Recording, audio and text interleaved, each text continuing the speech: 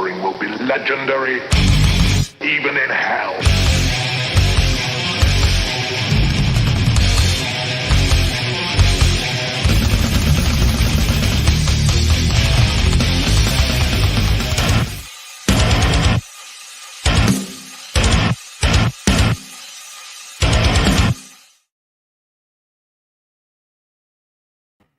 What's up, you magnificent maniacs, and welcome to that Tuesday thing we do. TOPicLESS. I, of course, am DeathMetalHero, and with me, as always, Mr. Jason Bascom. How you doing today, brother? I'm hitting buttons. Buttons? Push the buttons. I'm hitting too many buttons. Opening things I don't mean to open. It happens. Well, because for some strange reason, geez, oh man, that camera on my table. Am I still here? Okay. Yeah, you're still here. That camera on my table doesn't like to always open up when I open up OBS, and I forgot to check it before we went live. And so the only way to get it to work is by closing and opening OBS a bunch of times. So I'm going to be off camera for a couple minutes. I know how that goes. Yeah. So. OBS is finicky. Have you? I've been reluctant to update OBS because the cam. Yeah. I always. Nope. I'm like, nope. Skip this version. Skip this version. Yeah, I mean, eventually we're gonna have to update OBS. The newer versions of OBS actually have the virtual cam built into them, so they work pretty well. The last time I was up visiting Feline, I helped her set up OBS, and the new version had a virtual cam in it that worked just fine. This OBS one I have says virtual camera, like in the thing, but right. I still don't want to update. It says start virtual cam, but I still don't want to update, mainly because I have problems with my driver. So I when I get a new computer, I'll have to get the new one. Video capture. Okay, just making sure I actually have a video capture option on that scene. Hockey says, kick Jason, boomer. Hockey already starting up. Don't make me give you more things to fix on your book. And then just go ahead and start down here at the bottom then. Skull, Feline, good to see you, beautiful. Feline. Thank you for being here. Cilantro and skulls. Come on. Fun show today. Didn't do too bad on the trivia on this day. Nice. Not too bad. I think I got maybe about 5 or 6. I think I got about half of them. So I'll take it. It's more than I usually get. I usually get like 0. Yeah, I mean the week before I didn't do great. So it happens. The trivia is the challenging, but it 6. See, I got 6 right. All right, woohoo! That's I got to see if I can beat my personal record the next time. So maybe I can get 7. I was gonna say I thought 6 was your personal best. Yep, the 6 is definitely my personal best. It's a D. That's a D. That's not failing. Yeah, it's not failing. It's true. It's true. It's still failing technically in some schools, but D in some will let you pass. So yeah. I mean, I'll take it. I mean, listen, the trivia is more difficult than most of the school stuff that I did. So that's true. That trivia is pretty tricky. Yeah. What's up, Haldir? Good to see you, man. Haldir. Thank you for being here. And we got a Devil Flyer. I went all the way back up to the top here, hitting the earlier ones. Devil Flyer says, "Hail all." What's up, bro? Some person says, "So it begins." That's right. No Tuesday is complete without TOPicLESS. It's how we roll around here. Adam Kimber says, "Hail chat." Hail Adam Kimber. Good to see you, man. Adam? Edwin the Ace, Volume Ace. 3 coming soon. Nice, man. Hail peeps. Hail Edwin. Good to see you. Hockey says, "Okay, I'm here now. Start." Kick Hockey. Well, he'd have to come in before we can kick him. Kick him live. Oh, that is correct. I forgot to ask you if I can add somebody to TOPicLESS, the DM group. He did the trading card that's going to be the metal trading card for everyone who gets absolute one stormy night that Rick Saylor commissioned this guy to do a trade cover that. But anyway, Cool. continue with the chat. Totally cool, man. What's up, Seth? Good What's to up? see you, man. What's going on, Hell to the room, chat, and panel. Let's see. All right, and I'm getting back down here. Some person. Hey, what's up, more? What up, guys and guyettes? Yeah, I don't know if that's how that goes, but yeah, okay. Every Norseman needs Sven. Yeah, exactly, Seth. Hockey says I accidentally lifted 55 kilograms of my arm curl reps, Jason. He accidentally did 55 kilo arm reps. That's what it sounds like he's saying. How many reps did you do, Hockey? And that's curling or benching? What are you talking about? Arm curl, yeah. Arm curls. Yeah. So, how many reps did you do? Curls? Maybe. How many reps did you do, Hockey? That's very good. I mean, if it's high weight, low reps, and then lower weight, high reps. But if he accidentally did it, maybe he tried to do his full reps count. Yeah. And so he's like doing 3 sets of 10. 12. Don't injure yourself. Yeah, that's how you hurt yourself. That's what I'm asking. You'll be set back, and you'll be wishing that you could lift weights, and you can't for a long while. See, and that shows you what kind of beast hockey is. Because I mean, I've been slowly working my way back up, but I think I maxed out at 40 kilos before I ended up hurting myself at work doing curls. So. Hockey's a monster, man. Don't mess with hockey. Watch out. Some person said today is beards only day. If you don't have one, glue some paper on your chin before going into the stream. Right. Let's see. Bicep 1 at 35, 1 at 45, 1 at 55, 15 reps per set. Well, there you go.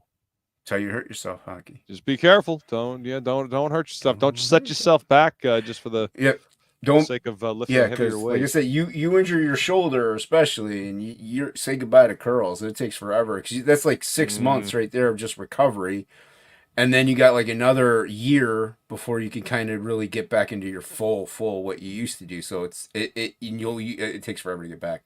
But like I said, I'm slowly right now. I'm at, if you want to go kilos, I'm at 20 kilos curls because like I said, I don't want to hurt myself, but. I was at like 5 kilos. Like I was doing almost nothing, So, slowly building it back up.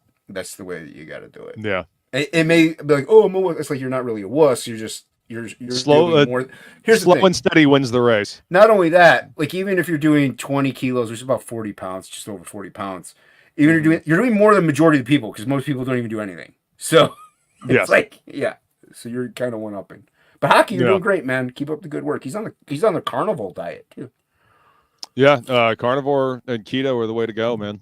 Oh no, he told me carnival. Diet. He's doing corn dogs and cotton candy. Yeah. Okay. No, he's on the carnivore diet. Whatever works for you, man. Everybody's body is different. If your body's responding to that deep fried shit, then no, he's doing carnivore. Have that, man. He's doing carnivore diet. Yeah. So let's see. World War Hell Dan. What up, guys? Welcome. What's up? Good to see you, man. Thanks for coming to hang out. Yeah, hit that subscribe button. Tokame says I did 55 reps of a 5-gallon bucket bailing out water out of a flooded well. Laughing my fucking ass off. Tomorrow is leg day. Yeah, just fill up that bucket and do some squats, man. There you go. Well, that's the other thing. If you do light weights to failure, you're just getting in a pretty good workout actually, because even if you're doing like a 10 pounds and you're doing like 100 curls of that, you're gonna get exhausted. Like you're gonna be tired. So it actually is. It's effective. It'll work. Yeah. Well, I mean, yeah. And you're using your whole body in that regard as well, instead of just focusing on one thing, and using them stabilizer muscles, man. Yeah. Let's see. Adam Kimber says carnival diet, popcorn, and fairy floss. There you go. Worth a try. Toffee apples are the best. There you go. Made buttered chicken. Made a medium rare steak today with sautéed onions and yellow bell pepper and tomatoes and eggs. Steak and eggs. Gotta love it.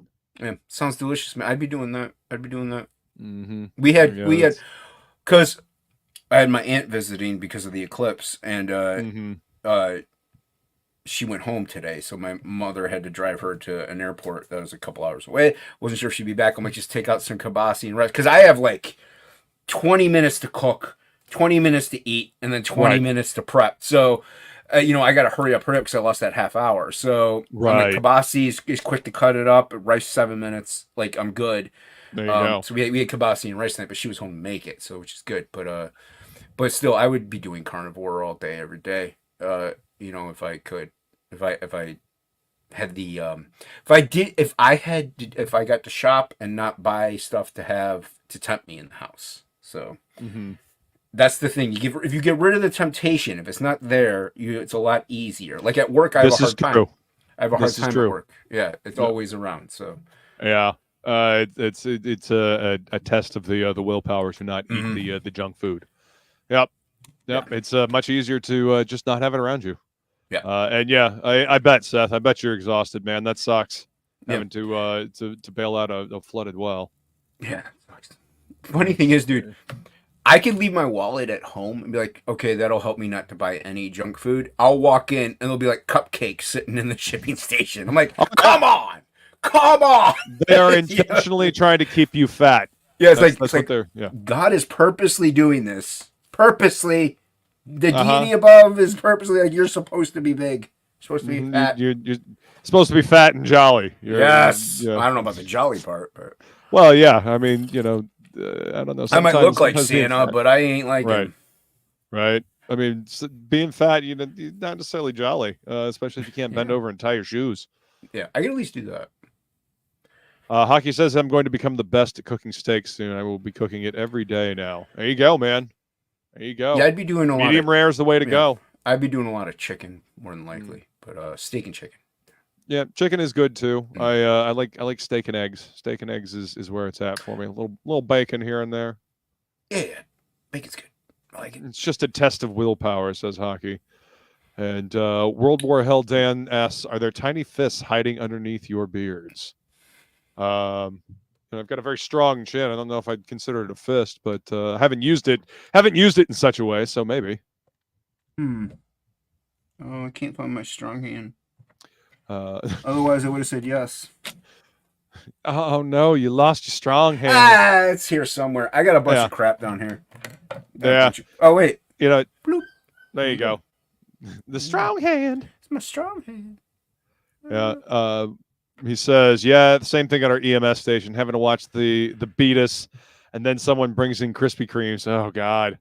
Yeah. Yeah, I mean, well, because, you know, I work where there's like 300 people, and especially in my shipping area or whatever, but you got the eclipse thing, so people are doing this and that, and you're like, oh. But, I mean, I actually had my wall at that point.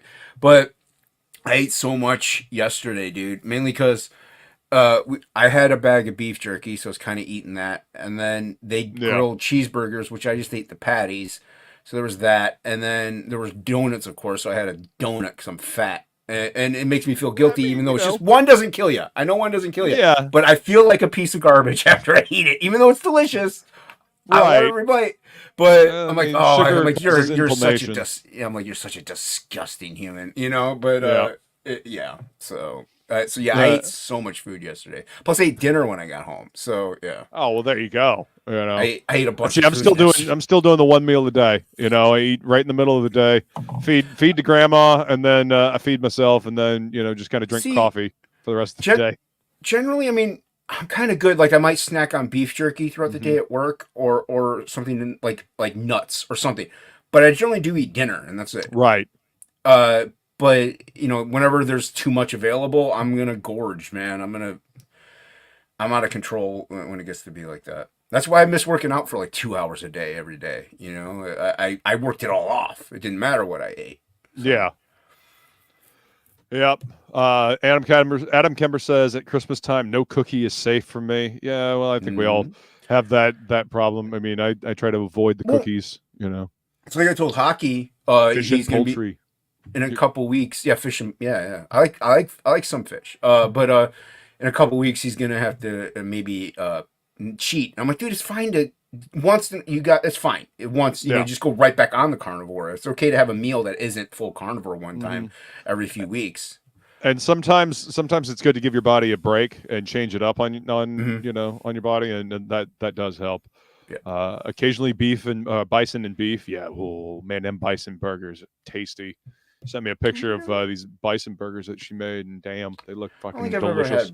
ever had bison. My uncle's hunter, so I've had boar, I've had bear, but I don't think I've had bison. Bison is great, man. Yeah. It's I hear it's really good. very Yeah, tasty. I've had Yeah. some venison, but I don't think Yep. I've had bison. So Tokame says I need more deer jerky. Had it for lunch today while working. It made my day. I bet. that sounds good. You know? Yeah. I'm very What's up, particular. Dark Gift? Welcome, Yo, Anthony. what's up, Anthony? Man, good to see you. I will be on Anthony's channel, Destroying Peter Gilmore, the 18th. Nice. Yeah, so if you want to see a grown Brit cry, you know, come watch Anthony's. Subscribe to Dark Gift. There you go. The cockfight. Mm-hmm. Nice. Yeah. Hockey says my chickens are not laying at the moment. Lift your game, hens. Otherwise, there you go. There you go. Oh, otherwise, chop. I see the knife there. Yeah. So go subscribe to Dark Gift's channel to witness the cockfight between Jason and Peter Gilmore. Did Jason freeze? He's staring very intently at his screen. Otherwise, some person says several ways to cook steak with a weight on it to brown the skin really nice in butter, or use the leftover steak juice in the pan and put onions, mushrooms to make a gravy. That is usually what I do. Use the leftover steak juice in the pan. I saute the onions in it, and then I toss the mushrooms in it. And that is my favorite thing to put over the top of a medium rare steak. So delicious. Luke's beard hides a fist wearing a size 12 Kodiak steel capped boot. That's right. Oh, we lost Jason. So you guys got to deal with me for a little bit. And garlic. Yes, garlic is the good for you. Speaking as an Italian, I fucking love garlic. I grew up with garlic. It is intrinsic part to my diet. Steak cooked in bacon grease. Yes, indeed, Haldir. That's actually what I did earlier today. I keep the bacon grease in a jar in the refrigerator. I bust it out when I need to grease up the pan and get a nice crisp outer edge on steak. World War Hell Dan says I need to get the Scott Steiner's promo on Somo Joe to play every time I want to get something sweet and have him yell, "You're fat." Yeah, that'll help. That'll help keep your cravings in line. You know, little negative reinforcement, you know, but you know you're doing it for your own good. Thank you, Feline. I appreciate you dropping the link for the Mercenary Guild. That is the book that I'm currently working on with our boy Morb doing the writing on it. And there's Jason. Welcome back, sir. It's starting to storm a little bit. So, yeah. I mean, normally I'm fine, so we'll see what happens. Hockey says, no, I can't cheat. Yeah. Shut up, Hockey. I might get some roux. That sounds good. I've heard. I think you said that roux was pretty good, pretty tasty. Yeah. Let's put it this way: if you cannot cheat where you're going, yeah, don't. But if you're going somewhere and there's literally no other option, you know, try to do your best. Yeah. And again, switching it up every now and then, our bodies will get used to. Our bodies are very adaptive. They get used to shit, and you'll plateau at a certain point. And switching it up will get your body to re-engage, and you'll start getting progress again. Morb says elk is great too. Gator tail is great. Yeah, gator tail tastes like chicken. I've had gator. Yeah. Yep. I've never tried elk. I would definitely like to never try tried elk either. I mean, I've lived in Florida, like so you know. Like, you know, if you live in Florida, you try gator. Oh, yeah. So, I mean, they serve it at restaurants. You can get fried gator tail. It's oh, dude, it's so appetizer. Good. It really is. Good. It's good. Yeah, I've never had kangaroo, obviously. Never had elk. Yeah. Mm-hmm. Yeah, Haldir, gator, it does taste like chicken. Texture, I mean, maybe. I don't remember the texture being all that fish-like, but it would definitely taste like chicken. It was pretty tasty. I don't think it was fish-like texture. Yeah, I remember it just being more like chicken. Yeah. Yeah. Dark Gift says I'm so looking forward to that one. It's going to be an epic show. Yeah. Yeah. An epic throwdown between the cocks. I'll close my good eye. Peter might come close to winning. Some person says, make deviled eggs, Jason. Whenever you see a donut, eat one. Man, I love me some deviled eggs. Those things are fucking delicious. I used to just boil eggs and bring 2 in with me to work with a thing of string cheese.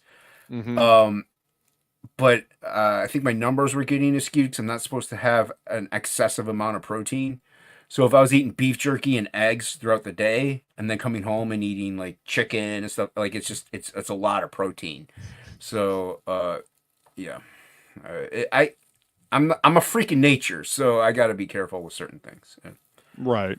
But I love hard boiled eggs, man. I would bring in a couple hard boiled eggs and some string cheese. It would satisfy me. But if there's, I got a sweet tooth. If there's sweets in front of me, I'm more than likely I'm gonna end up eating one of them. It's just gonna happen. Right. Death metal singing of doom. Oh, there will be a sing along of doom at some point. I'm fairly certain the people in my house are sleeping currently at the moment right now. So yeah, doing probably yeah. Not right this moment, but there will be soon. Hockey says he can't have garlic, no veggies. That doesn't seem right. You can cook with garlic, Hockey. Yeah. Just because you're on a carnivore diet doesn't mean you can't season things. Right? I mean, I'm on keto. I do keto, and I'm still able to eat veggies. It's for me, it's all about the carbs. Yeah. Hockey's trying. But Dark Gift says yes, Hockey. We all remember drawn and quartered. Ouch. Flying Feline says I keep hard-boiled eggs on hand. Yes, she does. Yeah, they're delicious. Yeah, Tokame says I've heard roux meat is pretty damn good. It's not too bad, says Hockey. Hey, what's up, Bennett? Mr. All-Electric Car Lunacy. Wow. Eating roux is all fun and games until water wars start and Tank Girl takes it personal. Yeah, that's it's true. You might be eating one of her friends, as long as it isn't iced tea. She's hot, Tank Girl. Comic. Yeah. Pheasant is good, and so is quail. Never had Never quail. had either one. Yeah, pheasant long time ago. Pork and chicken. Oh yes, Yeah. gotta love the pork and the chicken. Roux is kind of like beef, but it's gamier. Bennett says, I remember gator being chewy. Then you I remember it being chewy. Yeah. I don't remember it being chewy at all. I think it might have been overcooked. Yeah, because I had like you said, I had the fried gator appetizers, and yeah, it was a little chewy, but it still tasted like chicken. Yeah. Gator sushi, says Seth. It was to die for. Damn, I miss Master Tony. Damn, dude. I've heard of that. Yeah, Scotch eggs are where it's at. Yep, I love me a good Scotch egg. Never even heard of that. Oh yeah, it's a hard-boiled egg, and then they put like mashed potatoes around it, and then they fry the whole thing. Oh, so it's very good for you, apparently. No, it's not good for you at all, but it's fucking delicious. Are you kidding me? Almost anything fried is delicious, though. So yeah, I said almost. Yeah. Some person says, "What about a block of lard, Jason?" Ooh, just take a block of lard with you and just snack on that. I mean, it give you plenty of calories. Probably tastes like shit. But, I'm usually pretty good. But every now and then, I go out. I get out of control every now and then. I get back on track eventually. Well, I mean, you gotta let yourself splurge a little bit now and then, and get back on. The eating plan. At least with my job, I'm not just sitting down. You know what I mean? Right. I'm moving around, so I am burning a little bit of calories. I'm using energy and stuff like that. But it doesn't justify eating, donuts. Burning off maybe some jerky or like thing of lard maybe. But yeah, it's. Adam Kemper says, fun fact, Australia is the only country in the world that eats the animals on its national coat of arms. I mean, you use what's available in your country, right? What, you're saying we can't eat a bald eagle? We can eat a bald eagle. It's just illegal. I mean, you might get a visit from the federal government. Yeah. Franklin wanted it to be a turkey, so technically... Yeah, I know. Technically, we do eat our national bird. If Benjamin Franklin had had his way. Yeah, so we got close. Yep. There's something called lardo in Italian food. It's mostly lard. Interesting. I've never heard of that. Morb says, I haven't had a shark steak in a while. I may head over to Santa Cruz for one. There you go. I had shark once. It's pretty good. Hockey says, Rue is super lean, very little fat. Okay. If there were our sweet women in front of me, more than likely, if I'm lucky, I might get to eat one of them soon too. Oh, well, there you go. I'm sure Tokame Angel will be happy to hear that. Morb says I had pizza today. Who gives a shit? You will later. Okay, that's like we had pizza a couple days ago. Like I will enjoy some pizza. I'm not like I'm not a no carb. Or I try to do light carb every now and then. I think like once every other week, some pizza is good. It's good, you know. Yeah, it's not good for you, but it's good. Yeah. Dan says, you guys ever eat dried squid? I've never eaten dried squid, but I have eaten calamari. Calamari is pretty tasty when it's done correctly. Shark is also awesome to eat. No, gator equals pork/chicken. Yes, correct. That's the texture I remember gator being. The same texture as pork and chicken. Yeah, but that's what I'm saying. Like, it was tougher. It wasn't like fish. Yeah. Yeah. Curious to know what the Tank Girl comics will think about the new movie. When the last came out, they tore it a new ass. Yeah, well, the last movie that came out wasn't all that great. So it wasn't all that great, but it wasn't. It was cheeky. It was it's like, a cult classic now. It's ridiculously stupid, but still kind of fun. I don't know. I didn't mind it that much. It wasn't the best, but it wasn't terrible either. I didn't think. You know, but then again, we heard earlier, I don't know if you were watching The Professionals, like Frege hated Dick Tracy because of the over campiness and just the handiness. Oh yeah, it was too Technicolor. Yeah, but I didn't mind. It should have been noir. It should have been noir. It should have been, but I honestly didn't. I didn't hate it. You know what I mean? I actually haven't watched it since I was a kid. So okay, I'll give you that. I haven't watched it maybe since my 20s. So yeah. Billy Tucci had the audacity to say he didn't like The Rocketeer, but I think he was just bullshitting. He had to have been, because that movie's great. That movie's fantastic. Yeah. I love that movie. I don't give a shit what he says. Yeah. I think he just wanted to bring up a video that had Jennifer Connelly in it. Oh, I'm not mad at him for that. Yeah, not at all. Yeah. Some person says I had gator as deep fried nuggets. Yep, that's how I had it too. Yeah, that's how I had it too. Old Dirty Fatty says, as long as an animal dies, I'll eat it. Damn. You know, I mean, hey, if it works for you. Bennett says, headed at, I think, Clark's Fish Camp and Whitey's Fish Camp. Must be something about Fish Camp restaurants. Yeah, probably. No, you should have gone out to like Corky Bells or something like that, dude. At least that's where I had it a long time ago. Fried gator and Benegets? I don't know. Banganets? Fried gator and banganets? I'm probably mispronouncing that. Bangarangs. Bangarang. Right. Where's Rufio? Jesus. Scotch eggs the way my Scottish granny made them. Hard-boiled egg wrapped in mashed potatoes, then wrap it with sliced cheese and ground beef. Wow, you are way up there. Then either fry it or slow cook in a crock pot. Delicious. Yeah, I'm scrolling through. Let's see. Please listen to the Wise Feline. Remember to like, share, subscribe. Thank you, darling. Yeah, do this thing. That, baby. Really would love some chocolate, though. Oh, yeah, you can't have nothing on that. Dried squid is fantastic. They sell it in these little snack bags like chips. Lovely stuff. Just too Tank Girl animated. Yeah, they probably should, especially given that Jamie Hewlett was the one that created it. It's also the same dude that created the Gorillas. They animated there was animated sequences in the movie, and they were fantastic. Those were awesome. Yeah. I haven't seen anything about the new Tank Girl. I have zero faith in Hollywood to make anything worth a damn, so I'm sure it looks like absolute ass. I didn't even know about it. Old Dirty Fatty says he liked the animated segments on Tank Girl. Dark Gift says, I love Dick Tracy, but yeah, the last time I watched it, I was 19. Yeah, so it's been a while. Yeah. They had this pulp hero kick going in the early to mid 90s. Dude, The Shadow, Phantom, those were both great flicks. The Shadow, The Phantom, The Rocketeer. I love all three of those fucking movies.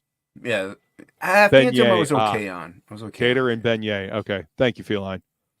I don't know what Beignet is, but I was okay on the Phantom. I wasn't like I gotta see the Phantom. Yeah. I fucking loved that movie, dude. Been a fan of Billy Zane ever since that movie. I think he was a great choice for the role. I like Billy Zane, but I was never a Phantom guy, so I never really appealed to me. Maybe I have to watch it again to see to like it. Yeah. You should, dude. It's a good flick. It holds up. Yeah. You know, it's got the right amount of fun camp for a pulp era character. Dark Gift says, I'm eating a huge chocolate Easter bunny right now, Hockey. I'll take a bite for you. Wow. And my nephew gave me some bit ago. I'm like, I didn't want it. He makes me eat these things. Okay. Yeah, Dick Tracy, the Rocketeer, Phantom, the Shadow. Yeah, I love the Rocketeer. I love the Phantom. I love the Shadow. Fun fact: they actually did an animated series about the Phantom called the Phantom 2040, and it was done by the same dude that did Aeon Flux, and I'm pretty sure Eric Canetti worked on that show with him. Yeah, I heard of that, but I didn't see it. Oh, it's so good. It's so good.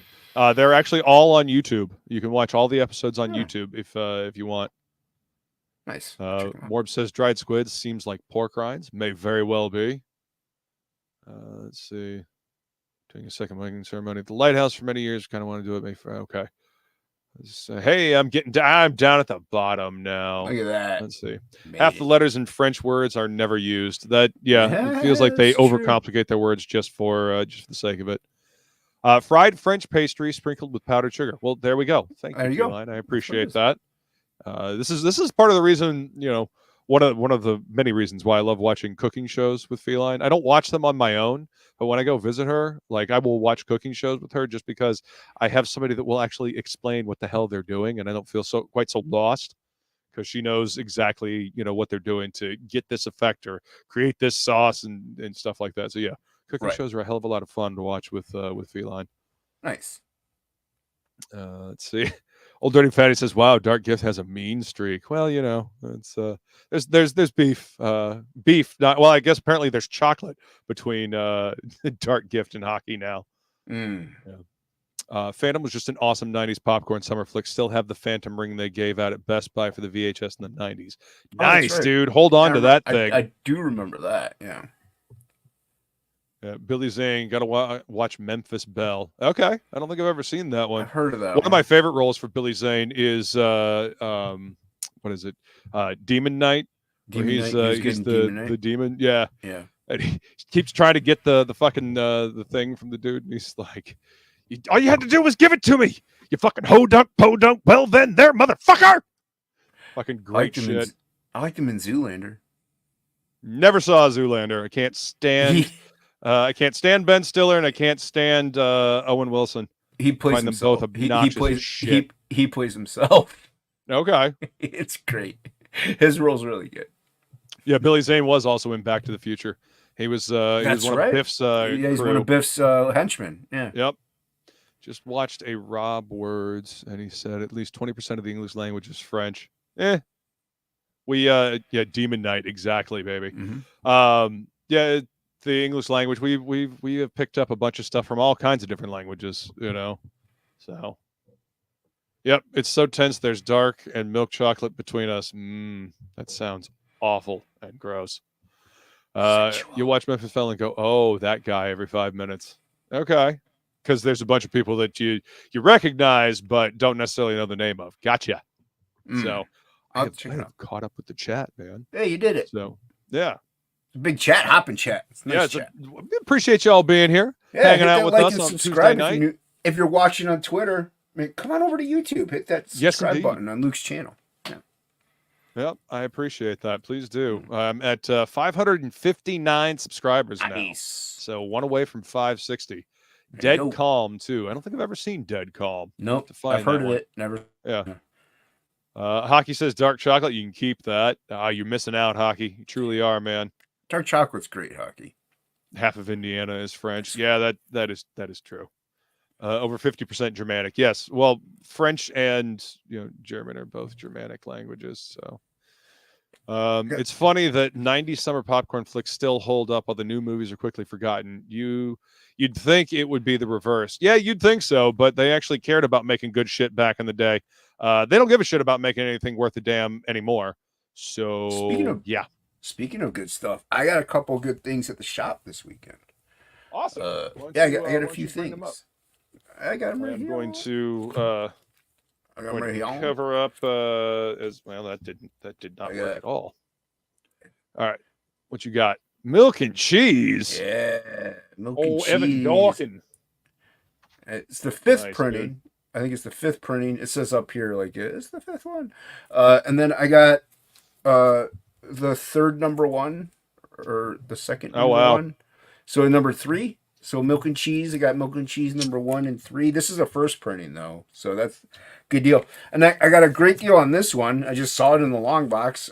I didn't pay much for it at all, so I'm like, I'll buy it. So. Oh, nice. Is that an Adam Kubert? No. I can't remember who did Ghost Rider number 1. I know Texiera inked it. I can't remember who did it though. So I got that. Apparently I didn't know. I got this. Pretty cool. And here, this is the first appearance of the hand. Really? So yeah. So I picked this up and I scanned it with my little thing, to just put it in my inventory. It said it's a key issue, and it's the first appearance of the hand. So there you go. I'm like, oh, that's pretty cool. So yeah, and I got this. I never saw this before, so I picked it up, and it's just got cool art in it. North Star presents James O'Barr. Really? Yeah, I've never seen that either. I never saw it before. I think it was like $5. I'm like, yeah, I'll buy some James O'Barr artwork for $5. Hell yeah, dude. Yeah. So a few good things at the shop this weekend, and looks like it, man. Next show I should be having a little bit more because it'll be a surprise. It'll be a surprise if people have heard of the title. It'll be a surprise. Right. But, okay. I haven't gone to the comic shop in a long fucking time. Yeah, I know. But I did get something in the mail from you today. Me? You can always tell it's something from you whenever I got a face on there. So I'm gonna go ahead and pop this. Plenty of people draw that face. Oh yeah, totally. It's very, very common face to have drawn on. I see it everywhere. Absolutely. Funny thing is, my uncle wanted a couple of my Absolute comics, and I actually had some left. He wanted to buy them for his doctor who's retiring, and when he gave them to his doctor's like, "Oh, I know this artist." Oh yeah. Apparently, he knows me. I don't know how. Maybe through social media. I don't know, but the power of the interwebs. What do you know? Yeah, I thought that was pretty interesting. My uncle's doctor, who's retiring, knows me. That's pretty cool. Nice, dude. So you sent me the Tome of Reckoning. I'm not even familiar with that one. But I had an extra copy. Cool. Yeah. I appreciate that, man. Yeah. And then City of Rot. Nice. Yeah, I'm still haven't heard anything from Spencer about this. So now you can read it, and whenever he sends you yours, if you want to send it to me, fine. If you want to keep it, it's fine too. Will indeed. If I ever get it, And then Blood Run. Oh, this is that book that Ink Spots was talking about, right? Yep, that's the one. And I bought all the variants, and that's the regular cover. So I have the variants. You have the regular. The artwork's fantastic in it. So yeah, I look forward to checking it out. Man. Yeah, thank you. Yeah, you're welcome, man. Yeah. I appreciate it. I went and met up with my former customers from the comic shop. I got to have lunch with them, talk comics for a little bit, and deliver the 2 sketch covers that I did, the 2 She-Hulk ones. They Roger absolutely loved them, and I got a couple more commissions that he wants me to do. They're going to be fun too. He wants another She-Hulk on a Fantastic Four cover, and a Captain Marvel, which is going to be a fun one. Nice. Yeah, so that'll be fun. So it was a good weekend. It was a good weekend. Let's see.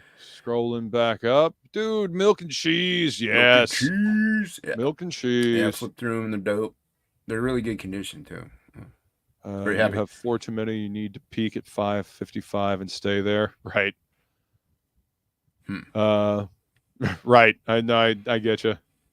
No, I have had dark and I don't like it. I will eat all your milk chocolate then if you don't want it. I don't eat milk chocolate. I don't even have it in the house. Do I have the power to ban hockey from my channel? Dead Snow and Train to Busan. I've heard good things about Train to Busan. Never heard of Dead Snow. I'll have to I heard check about that one out. I've heard about Train to Busan. Didn't hear about Dead Snow. Thank you, Feline, for dropping the link to Absolute One Stormy Night. Thank you. I will be starting filming on that the end of the month, like last weekend of the month.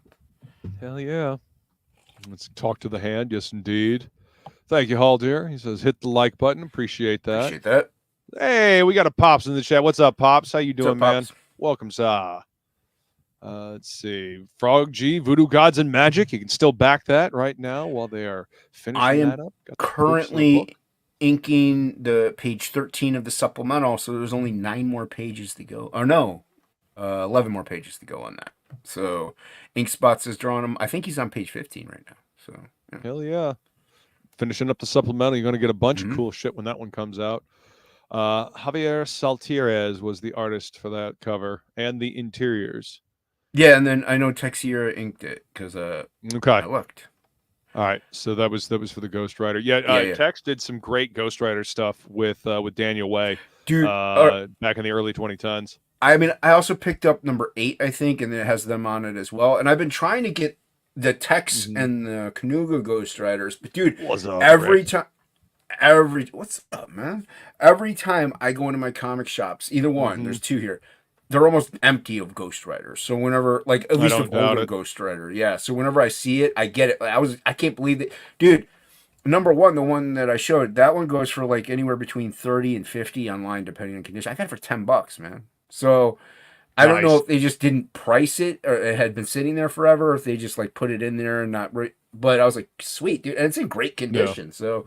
It's probably like I should probably say like at least $10 on it. So yeah, that's awesome, man. Yeah, it was a great deal. Yeah. So I had to get. I already have it, but I had to get it. I'm like, I have to pick it up. I have to. So yeah. Yeah, I would love to get my hands on the Kanuga Ghost Rider stuff. I've been watching a lot of his YouTube videos, man, and he's got a lot of great information. Really down to earth. Likes to spread the good word about making art, and still loves comics. He groomed Billy. That's what I heard. He groomed him well. World War Hell, Dan. I have to give you guys the website for free movies. A lot of Hong Kong horror movies that don't have a home anymore because of the CCP taking over. That doesn't surprise. Thank you, Feline, for dropping the link to the website there. Links to all my my social medias and whatnot, but also merch. If you're looking for a hat, if you're looking for shoes, T-shirt, all kinds of stuff. Yeah. So thank you, baby. What's up, K-Pop Junkie? She says, hello, nerds. Yes, indeed, we are nerds, and we're proud of it. Actually watching one of the last 80s movies called Moving Violations on my other screen. Nice. Train to Busan is damn good, says Morb. Yep, that's what I've heard. Let's see. Train to Busan. Okay, yeah, I'm going to have to watch that one. I don't think I've ever seen it. Hockey says, look, Jason, I know you also like penis. I don't. To each their own. Damn.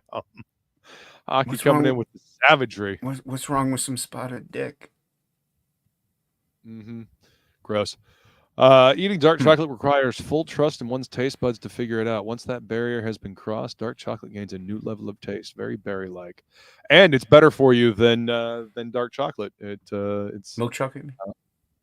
But yeah, dark chocolate is much better for you than milk chocolate. Yes, that is correct. Have you tried the berry flavored dark chocolate? Yes. I've had some blueberry flavored dark chocolate that is pretty good. They have an orange one. They have an orange one. They have a few.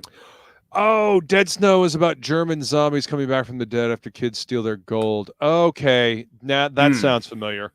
Yeah. They're the World War II bad guy Germans. Yeah, I remember seeing something about that now. Okay. Thank you, World War Hell. Appreciate that. Yeah. Nice. Let's see. Although I eat milk chocolate too with lots of nuts. Yeah. One's like John Wick. I know it's better for you, just not in taste. I mean, if you get the 75% dark chocolate, it's got a little bit of sugar in it. You'll be able to you'll get used to it, and it'll get better. It'll start tasting pretty damn good. It's kind of like I used to put sugar in my tea, a lot of sugar, and then after a while I was like, it's too much, and then I was like, I'm gonna be diabetic in like a week. So Right. I started to put like a quarter cup less, like per pitcher, quarter cup less after a few weeks, and a quarter cup less after a few weeks, and then so eventually I had no sugar in my tea, and I got used to it. Now sugared tea is way too sweet, any kind of sugar tea. Yeah, I don't do any kind of sugar or cream in my my coffee anymore. I haven't done that in a while. I never thought I'd get to the point where I was drinking black coffee, but I actually prefer black coffee now. So much better. It really is. Like, I can actually enjoy the flavor of the coffee, and whenever I have like cream in my coffee, it's either because it's a treat coffee, and it's got sugar in it. I know that I'm having a treat, or it feels too heavy. It feels too thick. I can't enjoy it. Yeah. Yeah. Yeah. At work, sometimes like we would help, like, I don't know, move stuff or whatever, and then they would order donuts and coffee, but I would just drink the coffee. I'd take a sip, and it's like drinking chocolate milk almost. Like, it's just so thick with sugar and cream, and I'm like, and I didn't even realize it until I was drinking. I'm like, this is just too much. And I can't do it. I can't do it either. I like I said, I actually prefer black coffee now, just because. Yeah, I've been drinking black coffee for like 20 years. See, I haven't been drinking black coffee for that long. It's only been a few years. I mean, up until a few years ago. And oddly enough, my beautiful lady is the one that kind of encouraged me to drink black coffee. I had gotten rid of the sugar, but she's like, no, you should probably stop drinking the cream as well, and I was like, no, I never stopped drinking cream in my coffee. And then I tried it one day, and I was just like, okay, you know what, this isn't that bad. And now it's more like, drinking tea, and I can drink more of it more often, and I don't have to, frantically run to the store early in the morning because I can't drink my coffee without cream.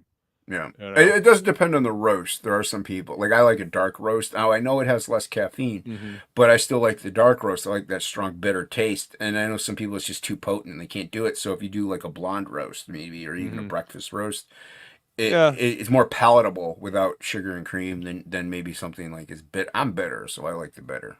Right. I mean, it depends on the bean. Like right now, I've got a Nordic roast coffee. It's kind of like it's a medium dark, and it has got such a great flavor to it. I'm trying to remember. I know it's not like because corporate establishment, but I'm a big fan of the Starbucks French roast. I can't stand Starbucks coffee. Yeah, I know. I really can't. Just because I don't like the flavor of their coffee. They double roast their beans to make sure that there is less caffeine in them. Yes, I don't drink it for the caffeine. I drink it for the taste. I'll drink as well, but I want the damn caffeine too. Like I'll drink decaf if it tastes identical. I don't care. Decaf never tastes identical. That's what I'm saying. If it tasted identical, I would drink decaf. Right. I wouldn't care either way. I can get caffeine in a different source if I really want it. Sure. So I mainly just drink coffee. Like, I'm drinking coffee now. It's 11 o'clock at night. So right. It's not the caffeine is what I'm looking for. It's just the flavor. So all right. So what I've been drinking is Cameron's Coffee Organic Scandinavian Blend. It's a medium dark roast, 100% Arabica. Arabica, yeah, it is delicious. I hear. I mean, I do hear Black Rifle is pretty good, and not just from Joe Rogan. Like, I've heard other people say Black Rifle coffee is actually pretty good. Starbucks also burns their beans. Yeah, true. Yeah, well, they burn if you go to their place. Yeah, they burn it. But if you make it at home, you're not burning it. So, but I don't mind it. It. Even Dunkin' burns it. Like, it's just they do. I don't really drink Dunkin' Donuts anymore either. It's not bad. Yeah. It's okay. I don't know. It's all right. It doesn't. It's better than the coffee we have at work. So I bet. But, I still drink that though. Like, I'll drink that. It doesn't taste as good, but I still drink it because there's still that coffee flavor. Sure. Death Wish coffee says talk about Death Wish. I've heard of Death Wish coffee. That's if you want an insane amount of caffeine. Then you get that's if you want to stay awake, all day. Yeah. Yep. Let's see. K-pop says I prefer lattes. That's Of course you that's do. cool. You're abroad. Of course you do. Yeah, man. Hit me up on X. My DMs are open on X. So yeah, you can send me a DM on X, and yeah, I will receive it. Let's see. What's up, Silver? Good to see you, man. Squeeze black coffee in bed. Yeah. Let's see. Just looked up and noticed my kids watching Resident Alien and enjoying it. I don't know if I should be concerned or a proud father. Dude, that's got what's his name? He was Wash on Firefly. Oh my god, why am I I don't know. I didn't see Firefly. he was also the voice of the android or the droid in Oh, now I know who you're talking about. I can't remember his name. Yeah, redheaded dude. Yep. Yep. Oh my god. He's a good actor. He's a great Alan voice Tudyk, actor. Thank you. Yep. Thank you, Tokuma. Yeah. Okay, Alan Tudyk's great. I like him. What is that show about? Because it's always like, no, trending now on Netflix. And I'm like, I don't know what this is about. Like, what is it? I haven't watched it, but what I've seen is, or what the previews that I've seen is, it's an alien that lives on our planet, and he helps solve crimes with a local police department in like a small Midwestern town. Okay, it's one of those. Somebody out there, feel free to correct me if I'm wrong. I haven't watched the show, but I have seen like previews for it. So it's like Monk, Psych, it's like all those other shows. Like they had like the psychic guy who was pretending to be psychic, but wasn't psychic. You had the author that did that, help solve the cops solve crime. Very popular motif. Yeah, Psych. Psych is a funny show. Yeah. There was Psych, but there was another one. Castle was the other one with. There's Castle. What's his name? There's another one where the guy pretended to be psychic. It was after Psych, and I know who you're talking about. It was more serious. The Mentalist. Mentalist. That's the Mentalist. it. Yeah. See what I mean? Very common motif. Yeah. Well, I mean, the people like them. The procedural. Shows. I like them too, dude. I like Monk and Psych. They can be fun. Awesome. Yeah. Let's see. Hockey says I've had 98% dark. I might as well have spooked. Well, yeah. 98%. 98% dark. Yeah, I mean that's that. Yeah, I mean dark. I've eaten that. It's I like it. You have to work your way up to that one, man. Especially if you're used to sugary ass milk chocolate. Half and half is the one with sugar because of the milk part. Yeah. Well, you could do full fat cream and it wouldn't have the sugar in it like that. To be fair, American chocolate is garbage. Pretty much. I hear everybody else's. So, yeah, I don't know about Australia. I don't know if he's like eating Hershey's bars and like dark. I don't know. I don't know what he's doing. So yeah, tiny bit of salt helps smooth black coffee out. Interesting. I mean, if you're looking to curb the bitter flavor, yeah. I mean, the Scandinavian blend that I have right now is really fucking delicious, man. I like it. Nordic Roast says, Adam Kember, you have to put the coffee together yourself, and there's always a bean or two left over. Yeah, but then I just crunch on the beans, and no problems whatsoever. Earl Grey, hot. I do enjoy me some Earl Grey tea. Earl Grey is delicious. Yeah. Old Dirty Fatty says, I'm addicted to Monster Energy. Pray for my mortal soul. Oh, you poor bastard. I'm sorry. I like the aspartame Red Bulls. Delicious. I have a couple out there in the kitchen. Scottish breakfast tea, also delicious. I just think it's tea with scotch in it. I don't. I mean, you can do that. That's right here. Yeah, I mean, you can do that, but yeah, Scottish breakfast tea is Earl Grey is a black tea, and I believe Scottish breakfast tea is also a black tea, so it's got more caffeine in it. Yeah. A lot of What's up, Angela Curry? She says, Angela. I prefer cold brew. Cold brew is delicious. A lot of teas have a lot of teas have more caffeine than coffee, actually. Let's see. Duncan didn't used to burn the coffee. Yeah, they didn't used to. Now they do. Some person says keto is so you can eat tons of sugar later, then do keto, then do tons of sugar again. Yeah, see, I don't do tons of sugar. I just I avoid carbs, and I eat healthy grass-fed beef and healthy fats like avocados and stuff like that, and then avoid the carbs.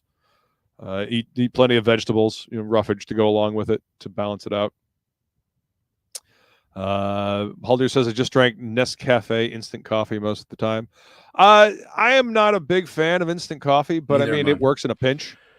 Yeah, it works in a pinch. If you have zero and you haven't had any coffee for a while and you really want the taste, it still tastes like garbage. But yeah, my dad used to drink instant coffee when we were growing up. I'm like, I'm not a coffee snob really, but that's just a bit much to me. I don't like it. It just never was tasted right. Yeah. Well, of course it doesn't. It's freeze dried. It's freeze dried. Yeah. It's all about the hero of Canton. Yeah. Yeah. What's the cool Baldwin brother? The one that was in Firefly. Yeah. Oh, cool. I will check after the stream. World War Hell Dan. I appreciate that, man. Thank you. Always looking for new places to check out movies. Roommate loves it. I'm guessing talking about damn, I'm really far behind again. Talking about Resident Alien. Oh, yep. See, clarifying. Hey, what's up, Rex? Hey, welcome, sir. I don't know if I missed an earlier comment. The Mentalist. Possible. Yes, indeed. Resident Alien. Alien was sent to destroy Earth, crashes on our planet, kills a local doctor who is on vacation, only to have the cops ask him to help solve mysteries. Ah, well, there we go. There you go. He helps them solve mysteries. Yep, I knew it was something to do with solving mysteries, and they can't see that he's an alien. Yeah, of course. Nitro Brew is my jam. There you go. Nitro Brew is pretty tasty. That is true. Right. What's up, Ray? Hail, brother. Good to see you, man. What's up, Ray? Thanks for being here. Appreciate you. Some person says I love Monster Energy. I use the zero sugar one. Ugh. I know Shelby's a big Monster fan. I just don't like the taste of them. It's just a flavor thing. Yeah. I don't like. Energy drinks really aren't your jam, So. No, I mean I like the Celsius ones, but okay. yeah, and I don't really do energy drinks anymore. K-pop, she says she puts bourbon in everything. I mean that's smart not a bad girl. idea. Yeah. Smart girl. I prefer Scotch to bourbon, but same, but especially when you're at work. Yep. Bennett says I switched to the Aldi store brand Red Bull. Screw it. I mean, there you go, cheaper and gets you the same thing. If I could find a comparable taste and it's cheaper, yeah, I'll do it without a doubt. But there's plenty of those energy drinks. I'll try them and I'm like, oh, this is just awful. I tried a Ghostbuster one. It was like drinking battery acid, and it wasn't sugar. Yeah, it was like an exclusive Ghostbusters flavor, and I'm like, oh, this is the worst. They took was the so cooler bad from back in the day and they turned it into a fucking energy drink. Dude, I wish the Ecto Cooler was good. This thing tasted awful, and like I said, it was sugar free, so it really didn't have any sugar to help it out. It was bad. It was bad. Chocolate coated coffee beans, direct caffeinated goodness. Hell yeah, love me some chocolate covered espresso beans. So damn tasty. They use erythritol in it. Oh, okay. Erythritol is better than using aspartame. That's for damn sure. Nah. Yorkshire tea is great. Not sure I've ever had Yorkshire tea. They're English, Irish, and Scottish. Scottish is high octane. That's right. So I like the high octane. Give me that. Let's see. Sugar is also a drug. Yes, it is. It's also hugely inflammatory to the body. I just scrolled up to see where you were. Holy crap. Yeah, I mean, I'm getting there. I'm getting there. Yeah. It's pretty funny. Someone says I use a non-dairy sweet cream because it's perfect for skipping the straight sugar and prevent heartburn that black coffee gives me. Oh, well, there you go. If you get heartburn drinking coffee, try cold brew. Cold brew will eliminate that acidity. Or freeze-dried crystals. Or don't drink coffee. Instant coffee is $3 freezer pizzas. Yeah, I agree. But some of those $3 freezer pizzas are really good though. There's some tasty. Some are tasty. Okay, fair. Haldir says butter coffee and tea are great. Just add 1 to 2 tablespoons of butter to black coffee. Yeah, it's bulletproof coffee. You can do the same thing with coconut oil. Like you do what you really want is the MCTs, the what is it?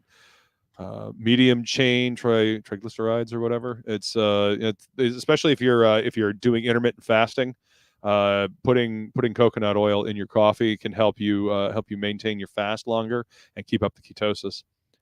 What's up, Commie Mark? Good Hey, to see you, what's up, sir. Mark? Welcome, sir. Thank you for being here. Yeah, it's Scrolling, good to see Mark. scrolling. Sugar is more addictive than crack, according to rats. That is true. It's true. It's very true. Mhm. The fact that I'm not a mod is frankly offensive. I didn't I'm realize you weren't. I'm offended for him. I mean, Right? It's ridiculous. I What kind could have of sworn channel that is this? I had you as a mod, but See, I there. took away Problem fixed. virtually every creator's mod. I think you still have one, because even though you're working on a book now, and even if you get a book out, you'd have one because you're my co-host. Right. And Frog has one because he's Frog G. Screw you.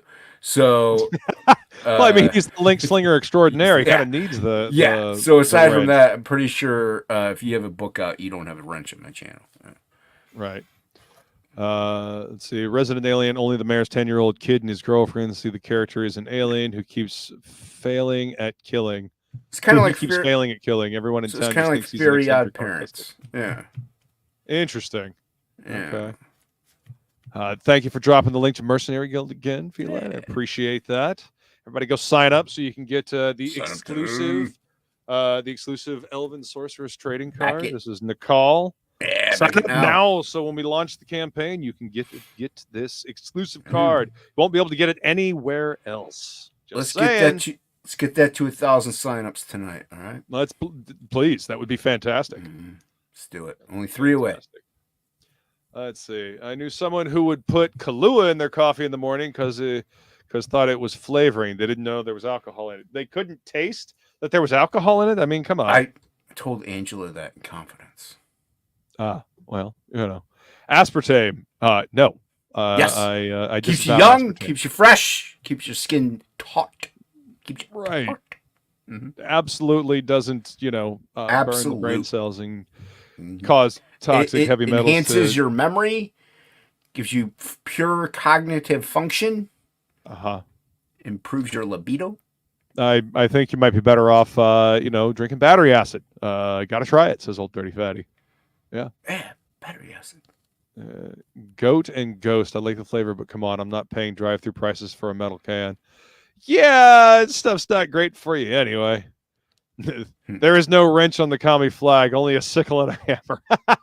Dude, that's a pretty dope logo. I'm sorry. I mean, I'm not saying communism is good. It's not, but that's a dope logo. All right. I don't care who you are. It's a dope logo. There's a reason why Alan Moore was wearing it on one of his T-shirts back in the day. It's a dope logo, dude. Jason is part of Team Aspar Team. Ha! But oh wait, we're on my channel. I got something for that. Let's see, where is it? Hey, heyo. AAT, aspartame all the time. MCT in your coffee will make you shit your brains out. I've never noticed that, but everybody's body is different, so I don't know. I don't put butter in my coffee, so I don't know. Yeah. Let's see. Here's I a ain't got tough time for question. that. You have a choice to keep one, and the other disappears forever. Batman the Animated Series and the original 90s X-Men Animated Series. Batman. Damn, son. I keep Batman all day, every day. Yeah, see, I got lots of happy memories of the X-Men Animated Series. Like, I've got tapes and tapes and tapes of that show recorded off of TV. I get it, but the Batman animated series was just better. It was better written, of course. It's better. And So, I don't love know. Bruce Tim. I love Bruce Tim. Yeah. So I totally Batman, get it. It's but it's not like I have I didn't watch it like X-Men with my dad or something. Like I don't have that kind of a memory. Oh yeah, see, I did. See, if you have that kind of a thing attached with it, that makes sense. But as far as just pure show goes, yeah, pure quality Batman the Animated Series was better, but it kind of broke the mold. It started that whole thing. Coffee. That's a bad thing. I have actually switched to water. I've had a couple of pots of coffee today. I already so drank my 32 ounce. I got another 30. I got a Gatorade of there you go. Grape Gatorade, pretty tasty. Zero. So to answer your question, I would I don't know. I'm thinking I would probably keep the original 90s animated series. I love the Batman animated series, but you know, I've got too many fond memories of watching X-Men on Saturday mornings. You know, long after Batman was done and gone. So chat be hopping. That's right. We appreciate everybody being here, hanging out with us. Thank you. Hit that like and subscribe, everybody. If you're watching over on X, come over to YouTube. Give Luke a subscribe. Watch over here. I appreciate that. For those using almond milk, it's nothing new. It's what they made in medieval times when dairy was scarce. I actually like almond milk. You know, it's close to regular milk as you can get without you know, being like watery. Like, don't drink coffee. How dare you, Jason? What? He just I said drink he was drinking coffee. Yeah. Who said I wasn't? Who said I don't drink coffee? Oh shit! Apparently, I haven't wrenched Ray either. See, this is why you got to bring this shit to my attention, gentlemen. Appreciate it. So there we go. There we go. Okay. In 2 hours. Yes. What's up, Pale Rider? Good to see What's you, up, man. Pale Rider? In 2 hours, I'll see it. Maybe. I mean, I'm getting closer to The chat's hopping. It's good. It's a good thing. It's a fun show. We're having a good time. We are indeed. We are indeed. Old Dirty Feta says I'm offended as a rule. The book Salt, Sugar, Fat made me mad at big companies, but I'm still eating cheese. Yeah, you gotta get the good cheese, the RBST free cheese, and if you can, grass fed. I mean, yeah, big companies aren't always. What's good up, Preston? Good to see you, brother. Oh, look who it is. Welcome, sir. Pretty man. room today. Yeah. It's you're the first. The best comes in first. Look at that. Interesting. Right? The cream always rises to to the top. That's true. Cream. World War Hell Dan says I've got a book that's going to have a pre-launch sign-up page here in the next 2 weeks. Awesome. There you go. Hell yeah, dude. Make sure you hit people up to start getting on shows, promote that book. Hockey says, I don't have a book out, Jason. He's yelling in the chat now. Hockey, you're a creator. You're getting a... It's like living with a 6-year-old. Did the link not post? I don't know. Preston's here. So it did post. I've seen it. Failed to send, damn it. Okay. How did he get it? I mean, I guess it went to Jonestown. Okay. Yeah, Sorry about that, everybody. No. No. That's the only one that really needs to go out too. The rest of them they're fine. They can stay over Listen, there. I hit it and I told it to send, and apparently it did not. I was wondering why people weren't popping in. I just thought, all right, they're having fun. Yeah, usually you guys are crowded. Yeah. Well, hey, the way I see it, when you have Preston on, you really don't need anyone else. So, got the talent here. That's right. Oh yeah, man. Well, it's been a rough week in comics, huh? Oh yeah. Silver says aspartame gives me migraines and I usually don't get them. Yeah, aspartame is terrible for you. No, it's not. What is oh, I get okay. Now I think what's up, more comics now. What's up, guys? What's up, more? Rock and roll, man. Rock and roll. That trailer is getting fucking a lot of people dig it, man. They dig it. Buddy. I didn't.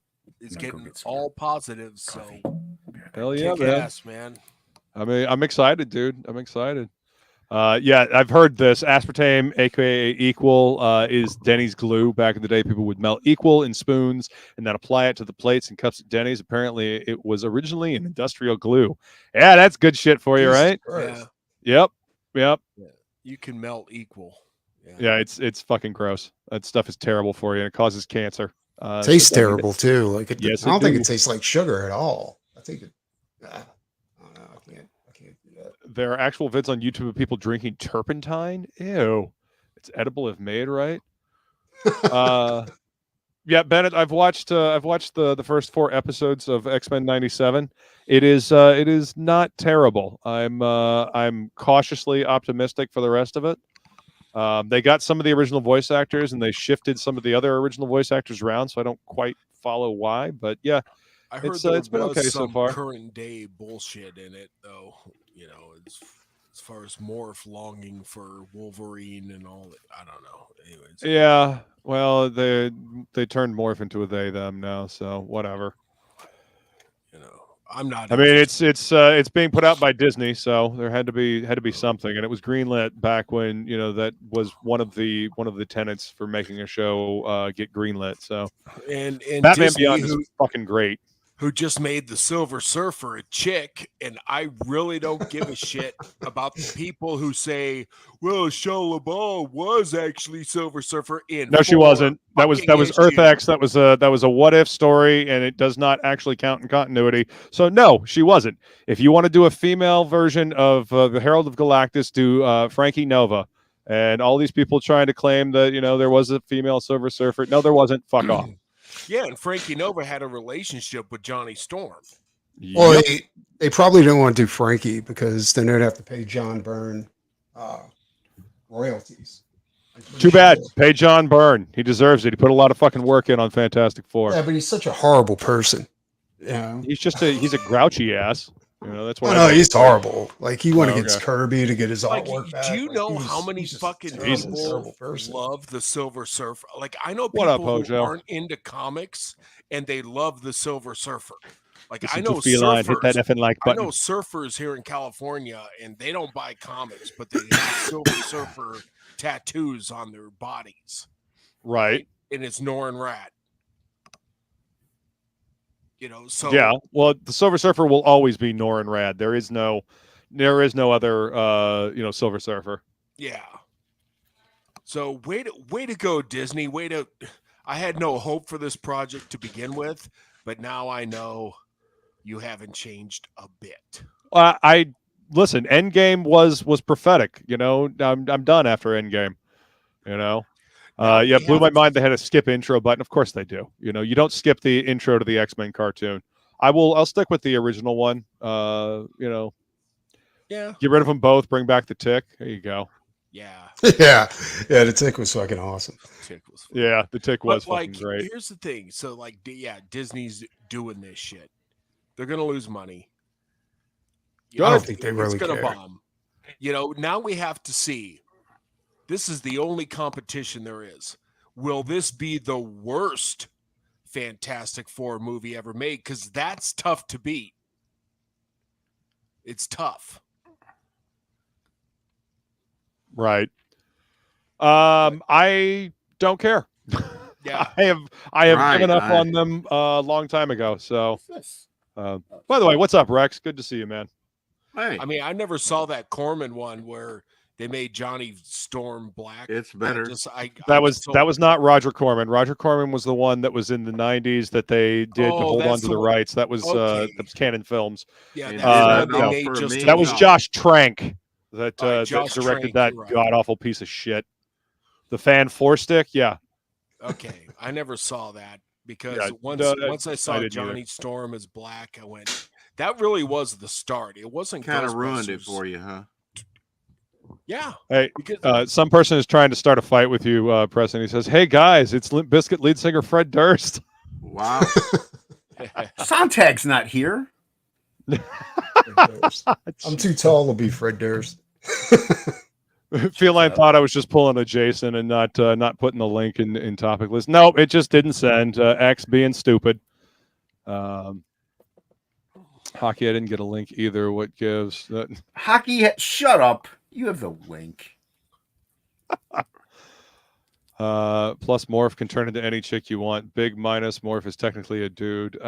Yeah. I mean, Morph was a character created for the animated series back in the day, and he was originally just created just to be killed in the series. They weren't supposed to bring him back, but people liked the character so much and they felt bad for him that they brought him back, and they actually made him a real, character with depth and emotion. And I'm really actually kind of worried that they're just going to shellac over it and make him just this one-dimensional fucking cardboard cutout. He has a similar power set as Mystique, but Yep. we look at Mystique as a woman. I mean, in Yep. her natural form. Didn't they Taking pine resin explain like chemistry. Nightcrawler's birth, like Mystique Yeah. sleeping with Destiny, I knew we were. and headed Mystique into that. Woo! changed No. into a dude to Ass baby. That I is don't no. understand why any No. of you. I'm almost Uh, positive they did that. Like that's They exactly what did, they but did. Marvel Comics ended around like 2010, 2012. Yeah, They, absolutely. that whole series ended. So anything after that is just fan fiction. Nightcrawler is the son of Belasco and Mystique. End of story. That's it. Yeah. Silver Surfer is an iconic legend. This is true. He is. He in fact, I've heard that was Stan Lee's favorite character, and I think Ditko drew him. So it's like, way to shit. No, he was created by Kirby. He was Yeah, great. Wow. Like Kirby. Dick. Stan Lee took the Stanley stole the credit for big surprise on that one. Yeah. Well, And I we mean, sold- it's I mean, not like he it didn't have a wasn't history of even doing Silver Surfer was all Kirby. That wasn't Yeah, he even was all written Kirby. into the plot synopsis at first. Kirby put him in there. Most popular characters by Marvel were created by Kirby. Yeah. Oh yeah. Roger Corman's Fantastic Four movie is on YouTube. Yeah, and if you haven't watched it, I would absolutely recommend watching it. They made it on a shoestring budget, and they made it with a lot of heart. And everybody in that movie, they thought it was going to be a released in theaters. They were It was told good. that it was going to be It was released in really theaters. good. Yeah, Right. I mean, it's early '90s cheese, but I mean, it still has a lot of heart. And it's better than Josh Trank's fucking multi-million-dollar travesty. They played it up as serious. They did. Yeah. But in Yep. Trank's The case, thing looked didn't fantastic, they and so did change- Doom. Didn't they change Thank you for directors that. in- I in think the- so too. But in the Trank film, didn't they change directors? Because didn't it have two different tones? I thought they. I have changed no directors idea. in the It was a train wreck mess, and not the fun train wreck to look at. It was just awful. What's up, Oliver? Good to see you, sir. Hope you're doing well, brother. We go subscribe to The 656. thing is, somebody was Excelsior! asking, That's right. Can they make a good Fantastic Four film? Yes, you can. You actually can. If Yeah, you can do make a good- period piece. Have them be doing the whole space race thing, trying to get into Absolutely. space. Yeah, And just then do- have them get stuck in the negative zone for however many fucking years, and have a new fish out of water story like they did with Captain America. Boom, done. Yeah. Boom. Yeah. Yep. Old Dirty Fatty says, "What would Mystique and Morph's baby look like? An ectomorphic blob with no defined shape." doppelganger. Iron Man is Stan's favorite. Iron Man, Iron Man's a cool character. I've Marvel heard Comics that ended Silver when they Surfer merged Ultimate Universes with the main Marvel Universe. Yeah, that was around like 2012. X-Men ended when Krakoa started. Everything after is pod people, not mutants. Yeah, the whole Krakoa storyline started out really strong, and That then was Hickman. Marvel editorial, that was Hickman. Marvel editorial came in and did what Marvel editorial always does and got fucking stupid with it. I thought they were all scrolls, but that's just me, maybe. I thought the Krakoa storyline was kind of weird, right? I mean, because you're basically killing the X-Men. Like, Is Yeah. that where systematically killing all. Cyclops and Wolverine hooked up on the moon? And changing That them was out with pod inferred people. by the idiots on Tumblr and shit like that. No. Yep. I tell you, Disney would make a small fortune if they released an upscaled and unaltered Roger Corman Fantastic Four movie. Maybe. Yeah, they're all clones, and They won't do it. on Krakoa. Oh, and I've made it to the Well, bottom of the chat. X-Men is all Maybe- about clone invasion, and they're Maybe their child would isolationists. look like Mimic. Well, yeah, Mimic wasn't a shapeshifter though. He just picked up on the powers, and he was able to mimic them, but he wasn't a shapeshifter per se. No. And going back to the shapeshifters like Morph and Mystique, they can shapeshift to look like the characters. They cannot mimic the powers, though. So that's one of the things that I have a problem with X-Men 97 is they're playing fast and loose with these characters' powers, and they're not necessarily accurate. They're not following the rules of the universe. No, basically? they're not. Yeah. No, like you can't. Same problem mimic, I had with Wolverine's Ghostbusters. claws. Adamantium Oh God. claws. You can't. Yeah, no, Gambit cannot charge up Wolverine's claws. You know, I understand that was like the scene that they did that with. You know, and they launched Wolverine at a master mold, and he used the extra power to lop off its head. No, that's not how that works. It's not how any of this works. We're Gambit to charge up Wolverine's claws. It would literally blow the meat off of his skeleton. It would grow back, but he'd be fucking pissed. Yeah, I saw a cartoon where he blew his hand off. You have people working on these who don't know this shit. That's the they don't know. Didn't they come out and say like Marvel said that you cannot read any of the old comics or for the new creators, or was that just the HR department was specifically looking for people that it was considered a negative if you were familiar with the old source material, which is fucking retarded. Yeah, in the most heinous way, like in the most learning deficit way, that is retarded. No, they want to make their own. They want to make their own version. Well, too bad. These characters have history. Respect it. Yeah. That's like trying to find accountants that are not familiar with math at all. Yeah, basically, you wouldn't hire an accountant that wasn't familiar with math or how to do accounting to do this job. So why would you hire somebody unfamiliar with the characters, their history, and their power set in order to write this shit? It's just it's ass backwards, you know. Yeah. Yet we still don't have a Gambit or a Mr. Sinister. Well, Gambit and Mr. Sinister both show up in the new X-Men 97 cartoon. I am not looking forward to what they're going to do with X-Men as a film franchise. I am cautiously optimistic for the Deadpool Wolverine movie. They really, and I do mean really, need that movie to do well, because if they don't, they're done. And they just stick a fucking fork in them. They are done. Yeah, but isn't that the same thing everybody said? Like after each one of the Marvel movies was released, like if they don't like Mobius, they're like, if they don't do this one right, it's fucked. I mean, they completely fucked it up. Oh, you mean Morbius? Oh God, yeah. Well, I was looking forward to Mobius. That's Sony's Marvel, thing.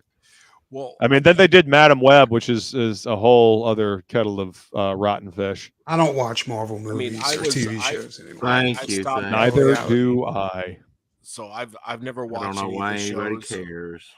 I was done with Star Wars before The Last Jedi, and I was done at Endgame, and I never watched any of these shows.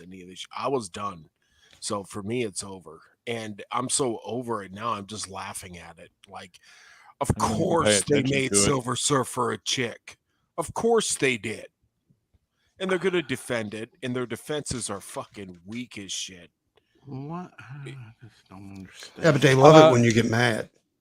I don't get mad anymore. I don't care. I've got the comics. I've got the original stories that this shit's based on. So I don't really care what kind of fan fiction you create. It doesn't take away from the stories that I've already got. Stuff. Yeah. Right. Yeah. I mean, here's the thing. If they put in Norrin Radd as Silver Surfer, they could make 30-40 million easy more. Oh yeah, I mean, because people have been clamoring for a good Fantastic Four movie. If Chip were birds, but it's not, so why? And I agree, World War Hell, Dan. Can you imagine if they made a Mystique and Rogue hybrid clone, a perfect infiltrator, can take the powers of their target and look just like their target? Yeah, indeed. Yes, they said that Marvel is rewriting the story. Well, they can then get used to not having any of my money. Simple as that. Yeah, I think they've gotten used to it by now. But the Mayans were predicting the end of the Marvel Universe. Yeah, I mean, Endgame was certainly a lot more prophetic than they thought it was going to be, right? Yeah. Old Dirty Fetty says, I read that wrong. I thought they were all clowns. Also, yes, Old Dirty Fatty. Also, that would be Marvel editorial as all clowns. Yep. Not our universe. Not anymore. Not No. anymore. Would put the scrolls to shame, right?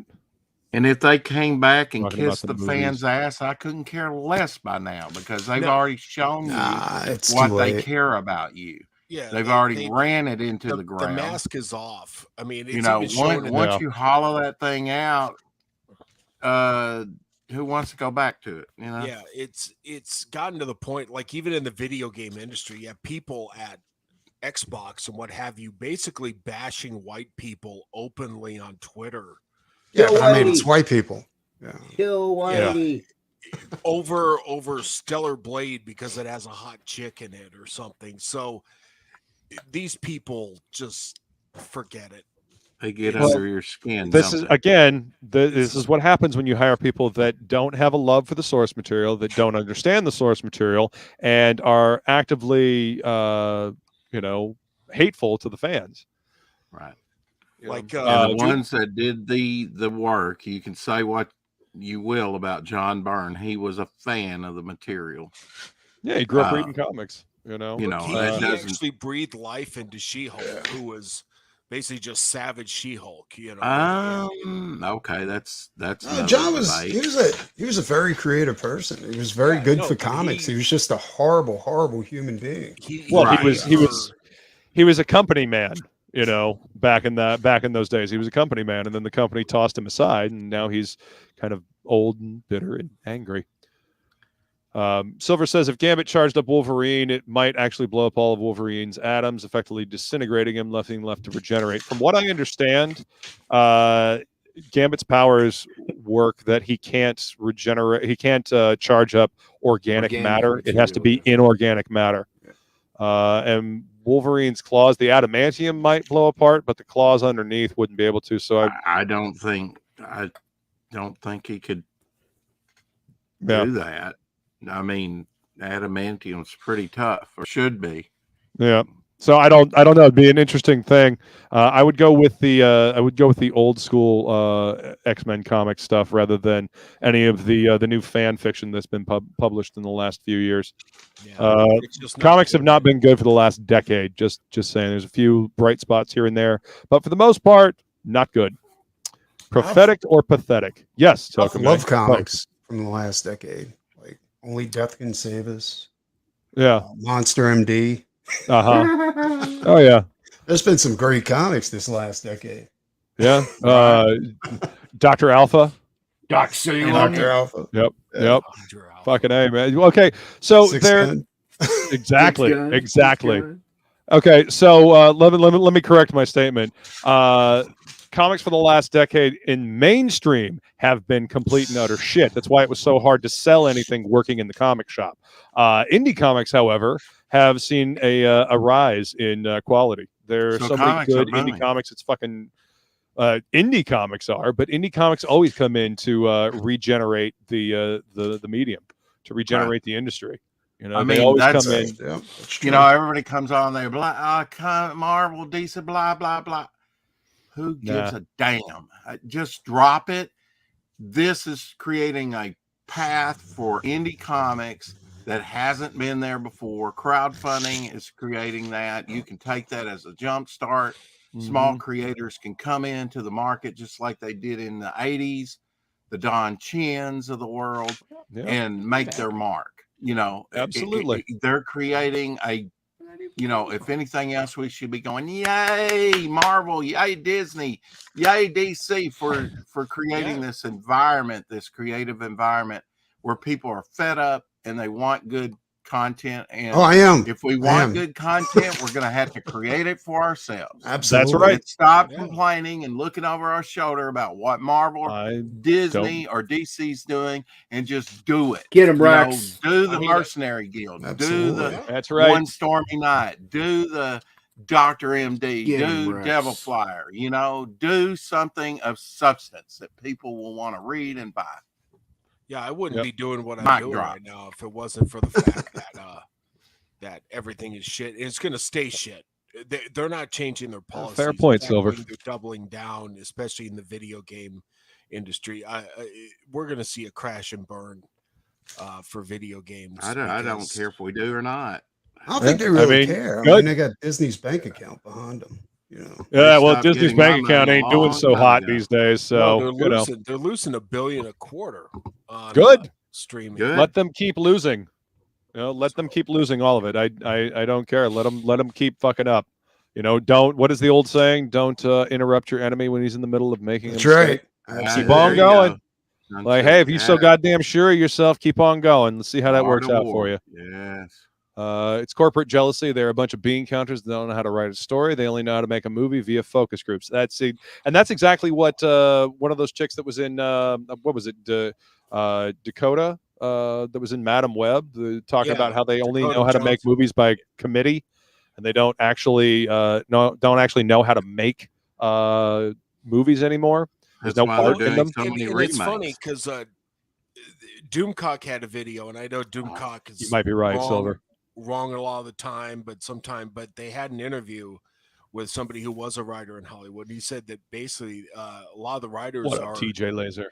are 20-something females straight out of college or grad school with no life experience, and 20-something straight out of college, whether they are male or female, got no business writing fucking movies. Right. Period. But if you listen to like Ethan, Ethan talked about, he broke it down what happened at DC Comics, and it's kind of the same thing. People who aren't fans are infiltrating these places and just making their own whatever, and it's happening in Hollywood. It happened in comics, it's happening in Hollywood, and we've seen the downfall of that. The writing's dog shit, and now we're seeing it in video games, and nobody's standing up to these young Yes, people there are people standing up to them. There's people reporting on this shit. You've got people like Grums speaking out about this shit. Like, there's going to come a point where people are going to stop paying for garbage, and they're going to lose their shirts. Hey, TJ. Yeah. Well, and the thing about it says they joked about that in She-Hulk show, right? The robot making formulaic plots. I mean, that Futurama did that, years ago. But I wouldn't know about the She-Hulk show. I didn't watch it. Yeah, I didn't watch that either. Greatest show ever The thing made. about Piece of video games garbage. is that you pay. Ranked right up there with Asperton. There's such a high entry point into video games with the money. Like, you had people, Luke, at your comic store who would buy comics and never read them. They just didn't want a hole in their collection. They wanted, they kept buying it because they had all of them. Right. And so it's $3, $4, $5, whatever. Same thing with a movie. You go to a movie, you pay, $15. It sucks, whatever. But with video games, it's $70. And it's always been, if a video game sucks, people, even way before these times, people sound off and they say, this shit's it's always been that way. And that's the way it should be. Yeah. And so since there's such a high entry point, price-wise, you got to buy a console or upgrade your computer. So I'm never going to buy a console again. Fuck that noise. Yeah. I mean, I don't have a PS5. And I never will. I have a PS4, and I got that because I wanted to play, God of War and Spider-Man, and I enjoyed both of those games, but I'm never going to buy another console because they always end up putting them out, like the console exclusives were the reason why, and they always end up putting them out on computer. I would much rather spend my money on a gaming PC because I can actually use that gaming PC, which is what I'm working on right now. This is my gaming rig. I have turned into a work rig. So yeah, I would much rather do that. What's up, Ink Spots, and what's up, Dark Gift? Did anyone catch the eclipse? What's going on? I'm in Florida, so no, I didn't see it. No. Yeah, TJ says it would be indie games. Yeah, indie games and Japanese games, Korean games. The same thing with comics. Manga's killing it right now. Why they're not in doing a video anything game different. crash? Yeah. They're just people have just shifted. Yep. Silver says, I miss these kind of comic shop talks about how different powers work and interact with each other. Yeah, man. That was one of my favorite parts about working in a comic shop is being able to have these conversations and, being fucking nerds and nerding out about how different powers interact and actually having a conversation about this shit instead of, whatever dumb shit they talk about in comics now, which usually involves sitting in a coffee shop, lamenting this, that, and everything else that's nothing to do with superheroing. Like, who would win, Silver Surfer or Superman? Silver Surfer. Silver Surfer. Yeah, that's what I think. Yep. We are in a pop culture crash. Once the mainstream can realize that, that's when new companies will arise. We'll have a new wave of innovation. Once the money dries up, it will stop. Well, that's why you got to start buying indie games. Start supporting little indie developers. And the fact that people don't need a publisher anymore for shit to get things out. Self-publishing is going to be the way forward. Publishers are going to fucking die. Well, look at the Star Trek fan movies and fan movies of other franchises. They're better than in some cases than the corporate. And they're trying to put because they're made with love. They care. Mm-hmm. Gaming PC with a controller and a keyboard and a mouse, much better than any console. Hell yeah. And fans will always appreciate when you stick to the old lore and to the original material. Absolutely. They will beat down the door. If you did a good Fantastic Four movie, they would support it. Yeah, but they don't care about do a good Fantastic Nobody cares Four about movie. that. Not in Hollywood. No matter how much we then Hollywood can take their pretentious shit, turn it sideways, and cram it up their ass, and they can lose all of their money. I literally don't care. You're right. Originally, the small independent creators and directors and producers can start producing better stuff. And maybe if you care about comics, support indie comics. We should not be married to a brand. Just like in politics, you shouldn't be married to a party per se. It's let the cream rise to the top. Like Preston. He's the cream. That's right. He rises to the top. He was here first. I do have a book I'm trying to get out this month. Well, not the whole book, but a campaign. And, it's on.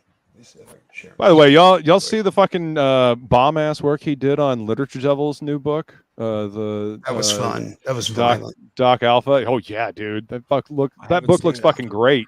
It took me a while to get into. Is that the second one? That's the second one. Yeah. So I can see it. I didn't get that one.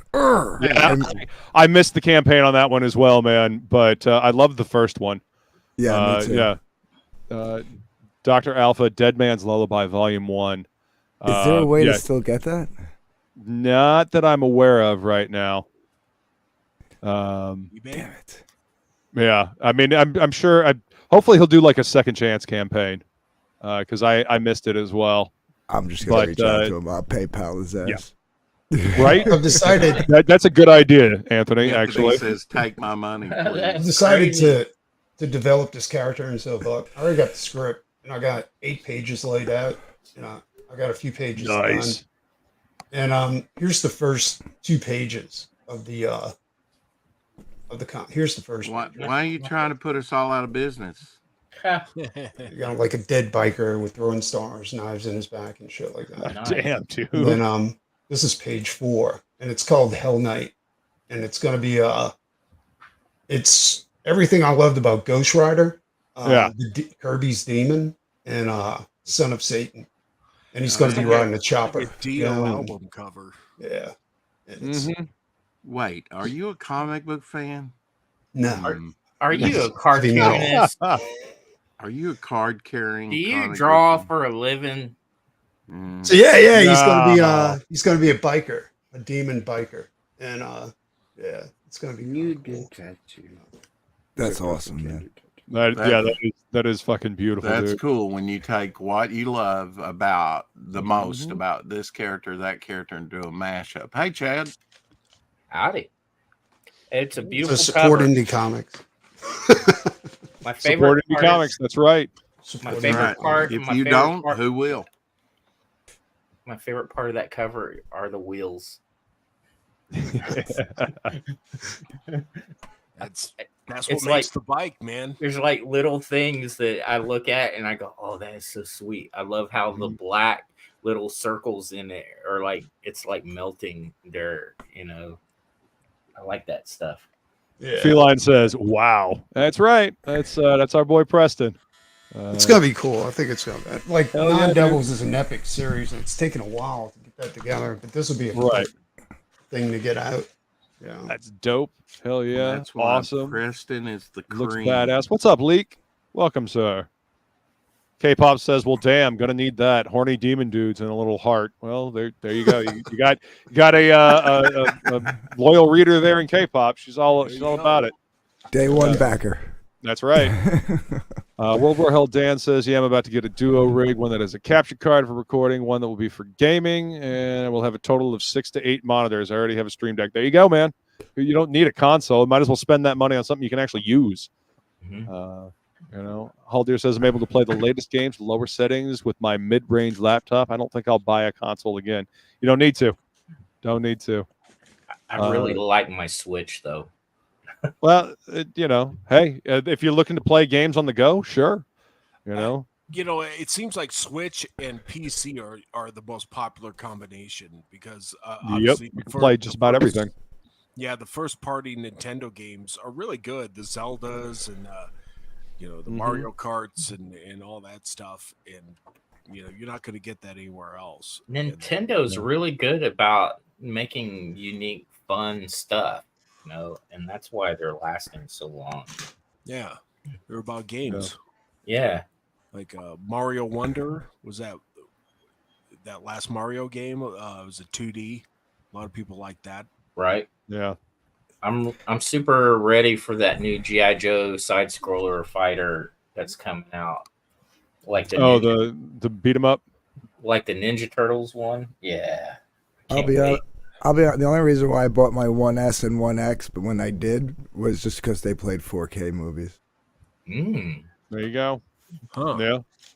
Yeah, and I didn't have a smart TV at the time, so you had all your Netflix. It was like basically having a media center. Oh yeah, and that's what they kind of designed them for. Yeah, like I got them like after they already came out, so I got like the 1S for like $175 and the 1X for like $280 almost. So. I mean that's not a bad deal for those, I suppose. I mean, if you can get a good deal on them, sure. But as far as like paying, $400, $500 for a fucking new console, fuck that noise. Never again. That's crazy. Yeah, never. Something that's going to be obsolete in the next 2 years. Exactly. You can buy desktop PCs. They're like a little GameCube size now, and have better performance. Yep. Silver says Kal-El makes the deal with Galactus to save Earth, then learns Krypton was actually eaten by Galactus rather than exploding. That'd be a cool fucking Elseworlds what if, huh? Huh. Right? That would be. World War Hell Dan says, what would be cool? Real cool is a game like Metal Gear, but Snake has the powers of Mystique or Morph.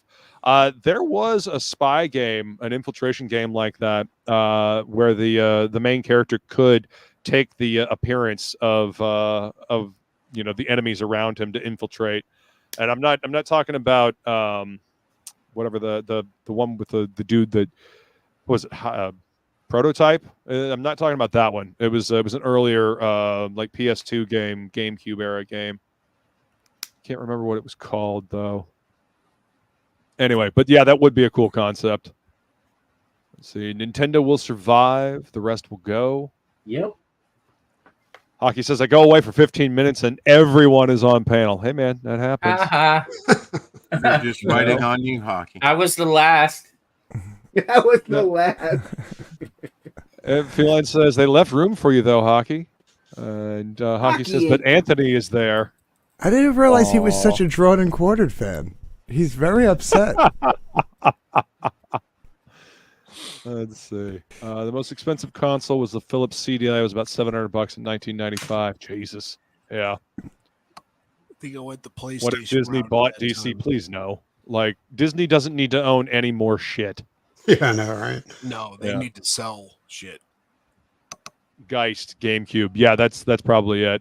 I can't believe there's right. publishers like IDW that's such in financial straits, millions and millions in debt, and still chugging along. I have no idea why they're still in business.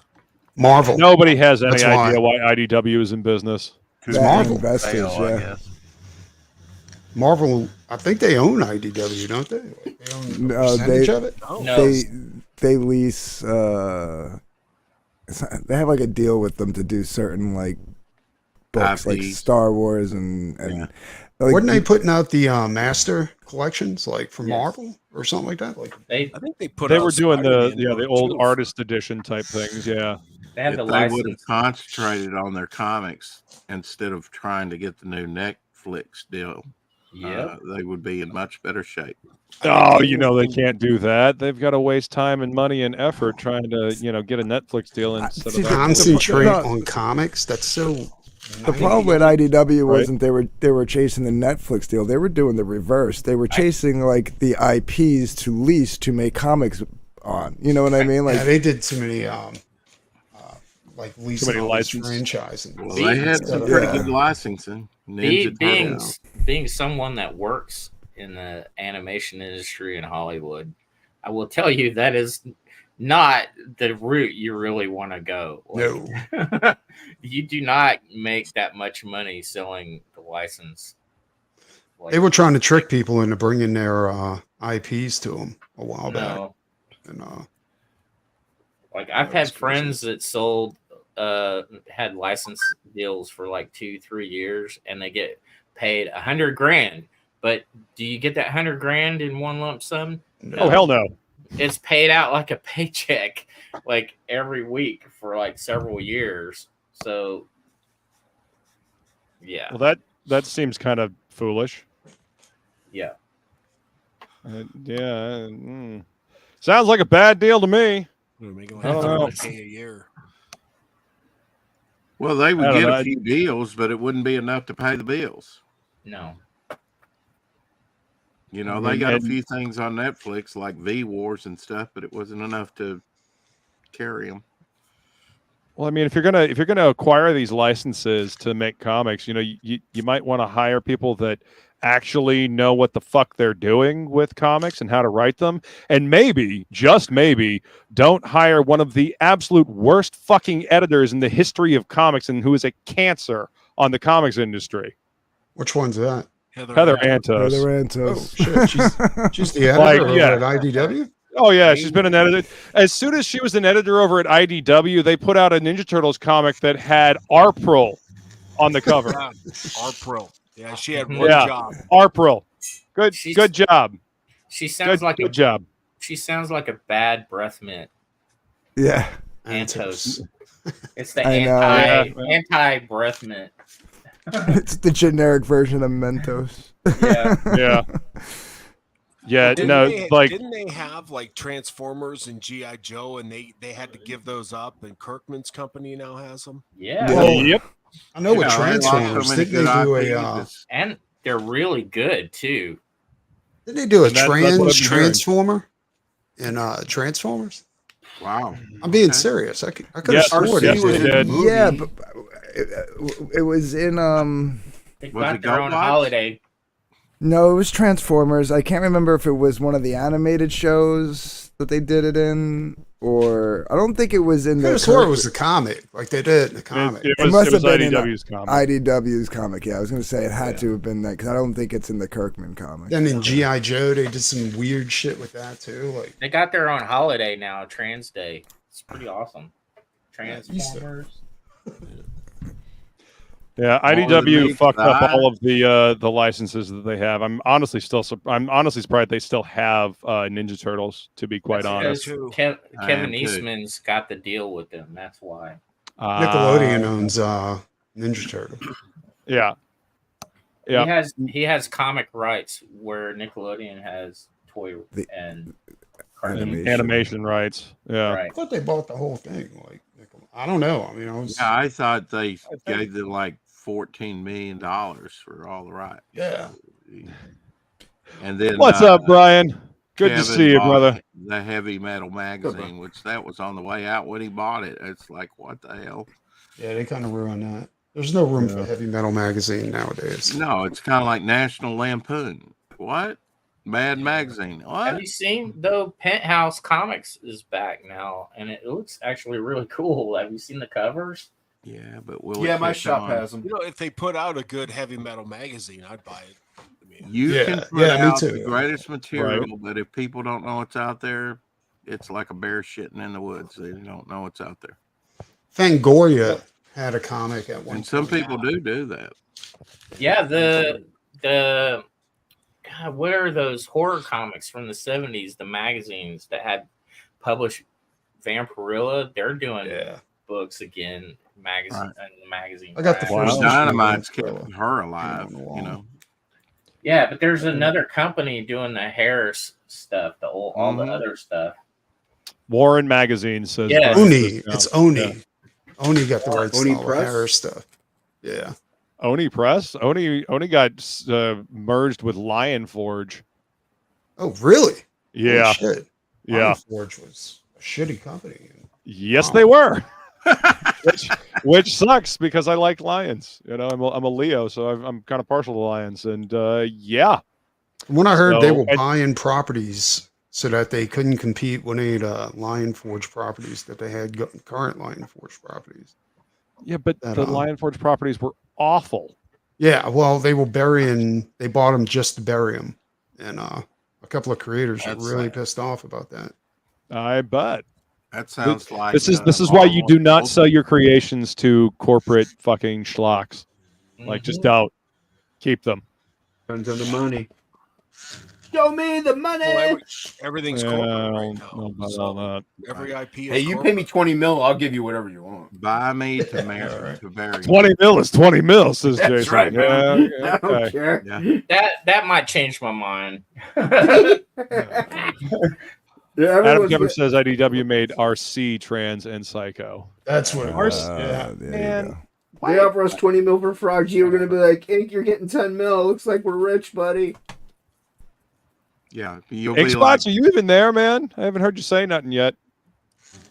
you'll be like Harris saying, Have- "We Is won. he muted? One job. I don't know. I You're can't. gonna I be don't see that he's president." muted. I don't think he is. I don't see a mute symbol He's taking his shit. Yeah. unless he could do it from his mic.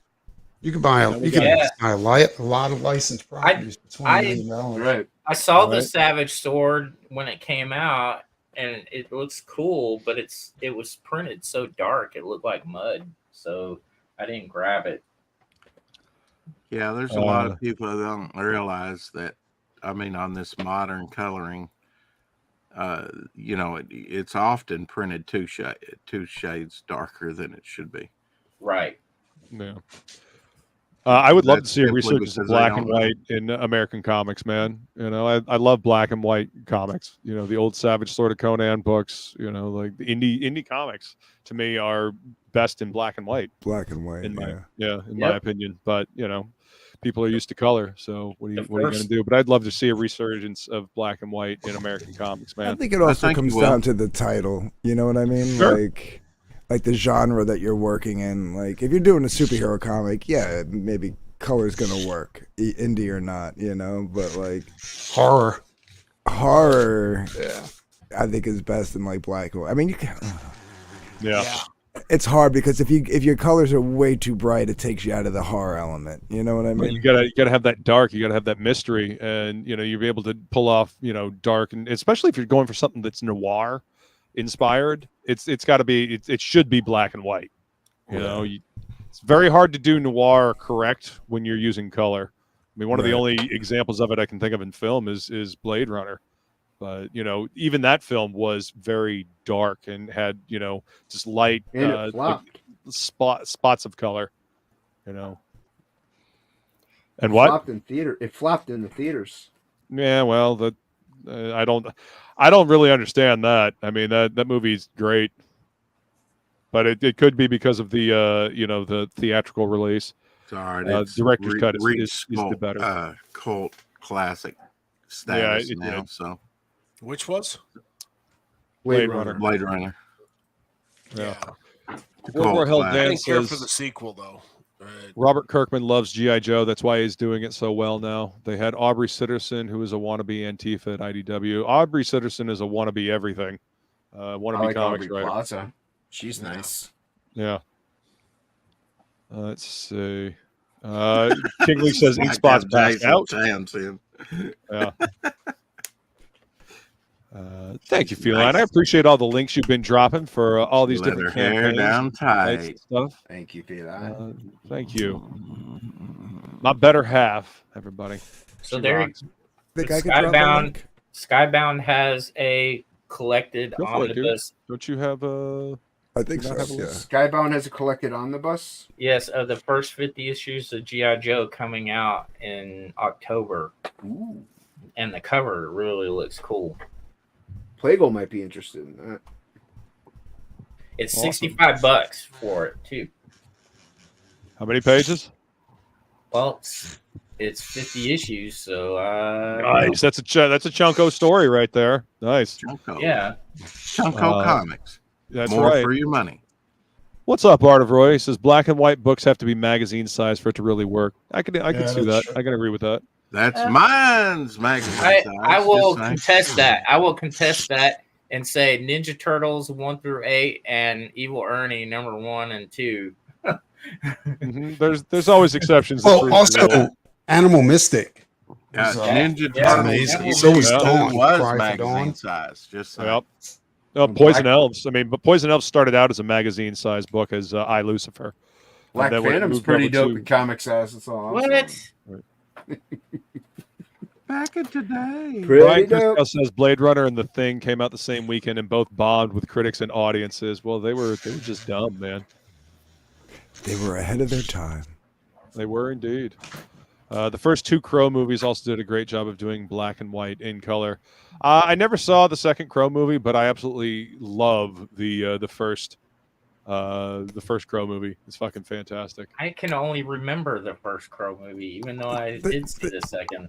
I fell second- asleep during the second Crow movie. The second one wasn't horrible. The problem with the second one was they were trying too hard to mimic. Reproduce the first one. Yes, and like first of all, the ending was cheesy with the special effects. Right. But bringing Sarah back as an adult, the little girl from the first one, That was to actually tie- cool. That was a really smart move. It was to get the audience in, but looking back, it kind of ruined the movie because they wanted him to look like Brandon Lee's Crow, so she painted his face, right? Oh Lord. Right, like she's the one that painted his that was a face. bad move. Well, I Yeah. literally fell asleep. I mean, I don't. the even problem remember it. with the Crow is that there's so much material out there, but everybody is only focusing on Brandon Lee's Crow. Yep. Well, Eric Draven, that's the one that got all the attention. And in the original Crow comic books, he didn't even have a last name. He was just Eric. Right, and he wasn't a musician either, if I remember. No, he was a mechanic. Yeah. And the origin is based semi off a true story. Yeah, that's. It's what happened to James Abar and his fiance. She got killed in the drive-by, and they never caught the fucker. And they were like what a week or so away from getting married. Yep. And she was killed in the drive-by. Yeah. King Link asked, would you be interested in a black and white Neon Revenant with only the color being her eyes? I mean, Frank Miller did that with that Yellow Bastard. So the color, if you're going to do that, the color needs to be about highlighting something specific in the story. It has to be story specific. You don't just do it arbitrarily. Have I you do guys? that with one of my stories where the psychotic killer is the only thing in color. The rest of the world is in black and white. Helps tell the story. Have you guys seen the Parker novels by Darwin Cook? No coloring. Oh no, you showed me those. Yeah, Chad. Each one is in a different color like that. It's That's really cool. Yep. Cook was he loved comics, man. He was a creative powerhouse. Yep. He was amazing. Well, if you have not read the Parker novels by Darwin Cook, it's well worth having in your library. All right. I'll have to find them. Brian Kriskow says, and then there were the really sleazy Warren ripoffs, Eerie Comics, which had newsprint that would rub off on your fingers and it reeked too. Ew. Yeah, but those were cool. Yeah, I loved it. You'd be reading it and your thumbs would be so dirty and filthy afterward. He also says, "I just got my deadly hands of Kung Fu Omnibus, so fuck all you bitches." Yeah. All right. I feel fucked now. Thank you. Yep. The original TMNT books were larger than normal comic book size, weren't they? Slightly. Only slightly. Yeah. Slightly. I have first printings over there. They were just, I can show you a comparison, but it's because of the printer they chose, did not know how to do it in actual comic size. So They do 8.5 by 11 or something. They like went that. from large. They had all different sizes there at the beginning. I think I've got a fifth printing of number 1. Yeah. Oh, wow. What's up, Bancroft? He says, still haven't seen either Crow movies. Definitely go see the first one. Fake Girl. There's actually 4 of them now. There's 4 Crow movies. There was even a TV series. The TV It's series amazing. is fucking terrible. It's incredible. Like they always seem to top themselves. Like one's just as like worse than the other one. The more they, the third one wasn't going bad. for the crap actually. awards. The third the one with Eddie Furlong. No, that's the fourth one. That's Furlong, god awful. It's like a reject from a Buffy the Vampire Slayer TV Yeah, it had David Boreanaz in it. Yeah, he just basically played Angelus that whole movie.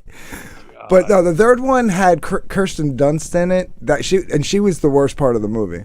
Shocking. She was the worst part of the Spider-Man series that Raimi did too. They touched a little on the original origin where the guy was a mechanic, but he actually gets framed for the murder of his girlfriend, and Kirsten Dunst is the sister of the girlfriend. I don't think a lot of people notice, but Rob Zombie was supposed to do the third, I think, Crow movie. He was supposed to do a future Crow movie. Yeah. Yeah. And, I'm glad that they didn't.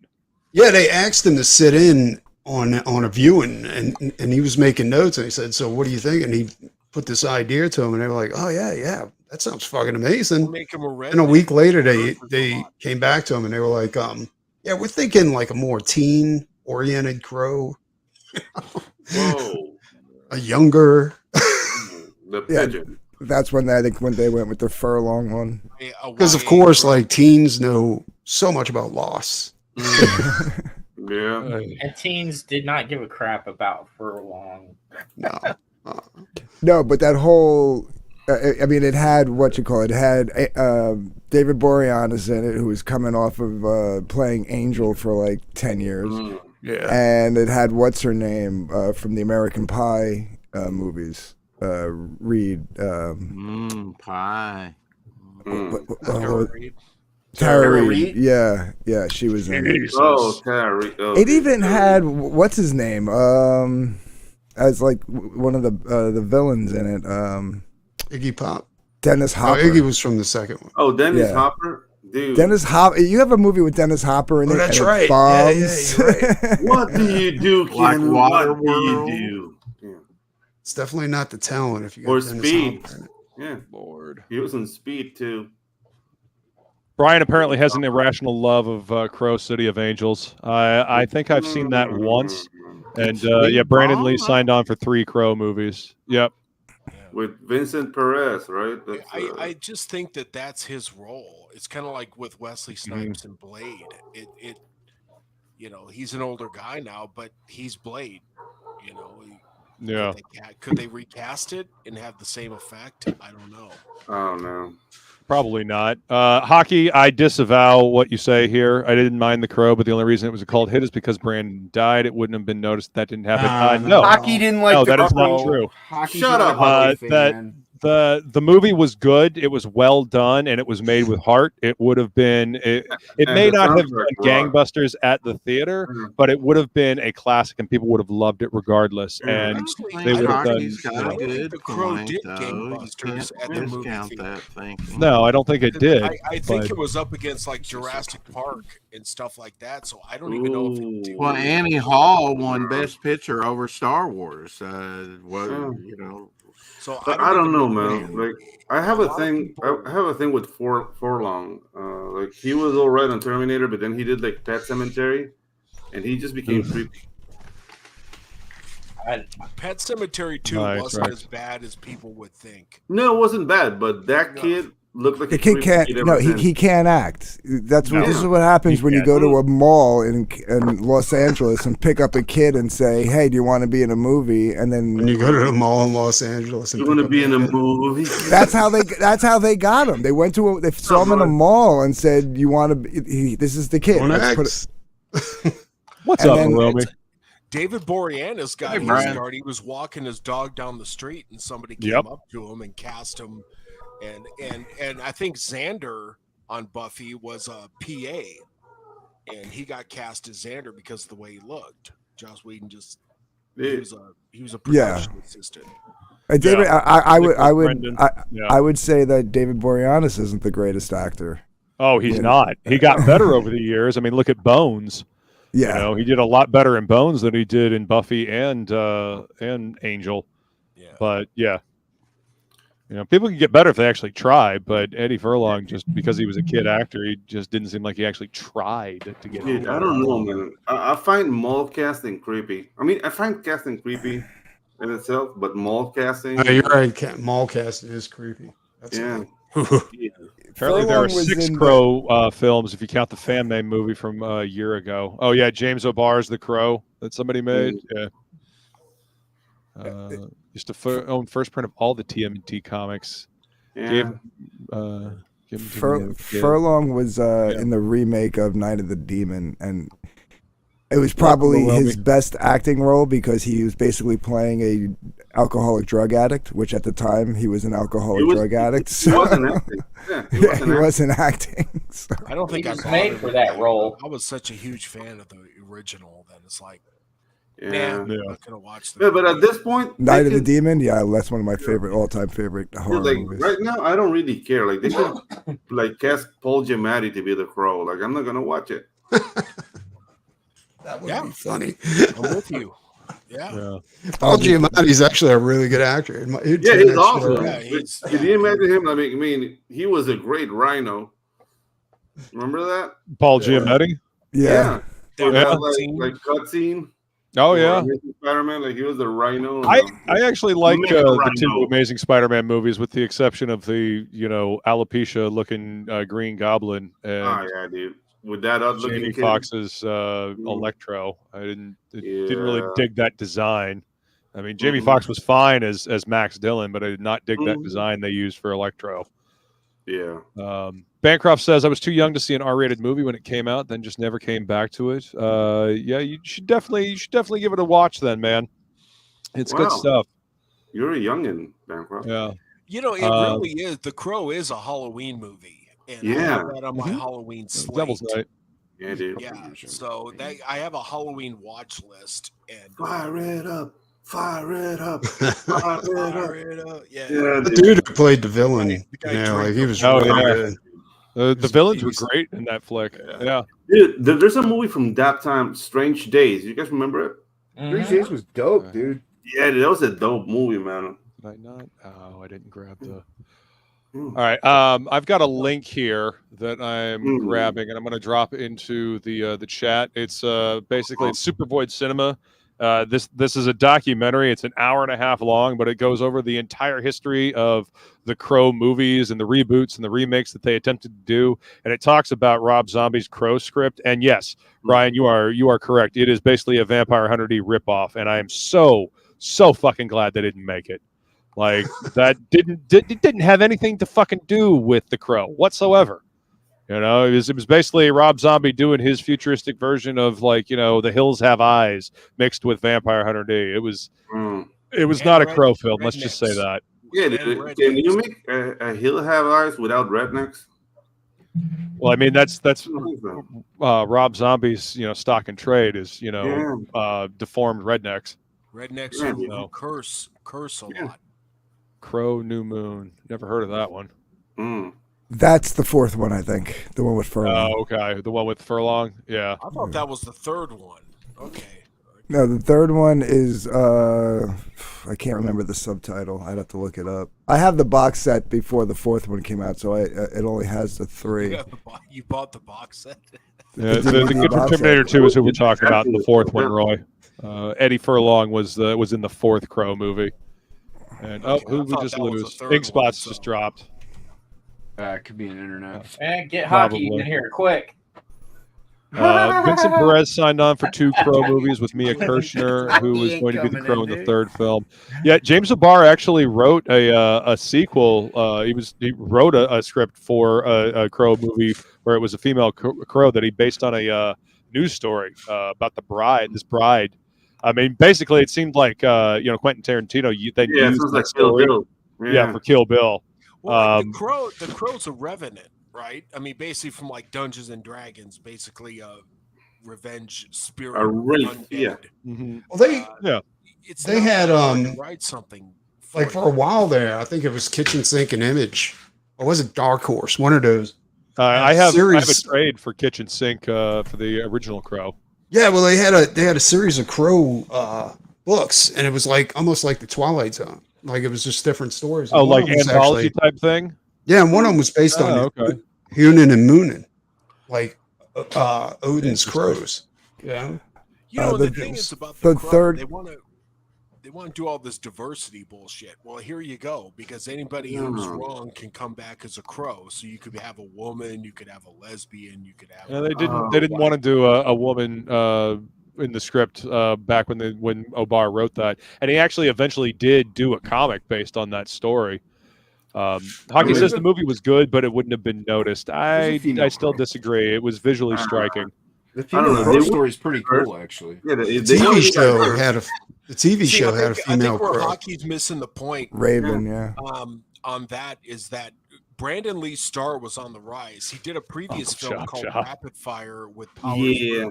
Yeah, which was actually a really fun film, and a lot of people who were Bruce Lee fans really wanted to see. I remember watching Rapid Fire with my dad, and then Showdown in Little Tokyo. Yeah. Showdown in Little Tokyo, wasn't that with Dolph Lundgren? It was. Yep. Yeah, that's a good one.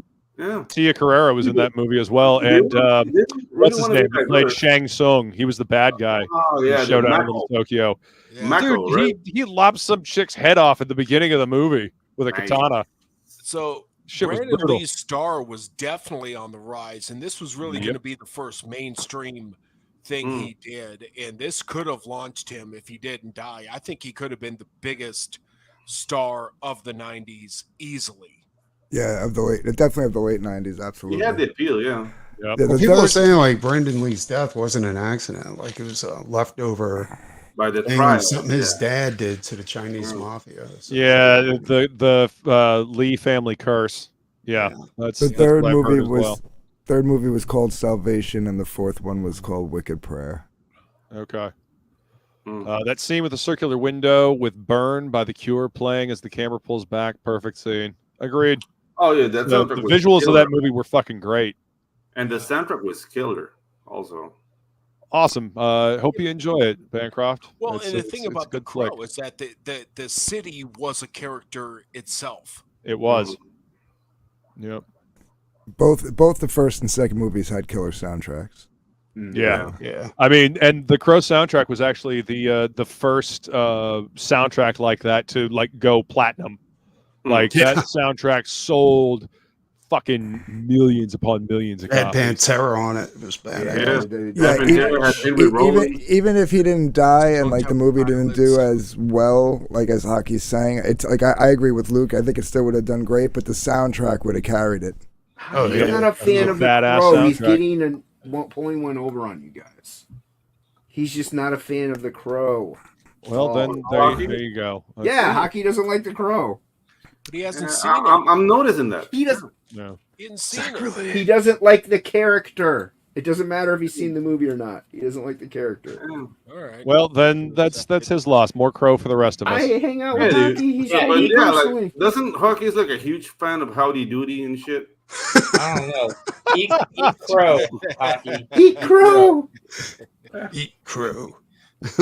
Art of Roy says, I met the TMNT guys and hung out with them at a store signing. Only I showed up for. We sat around drawing. That's awesome, man. That's pretty cool, Roy.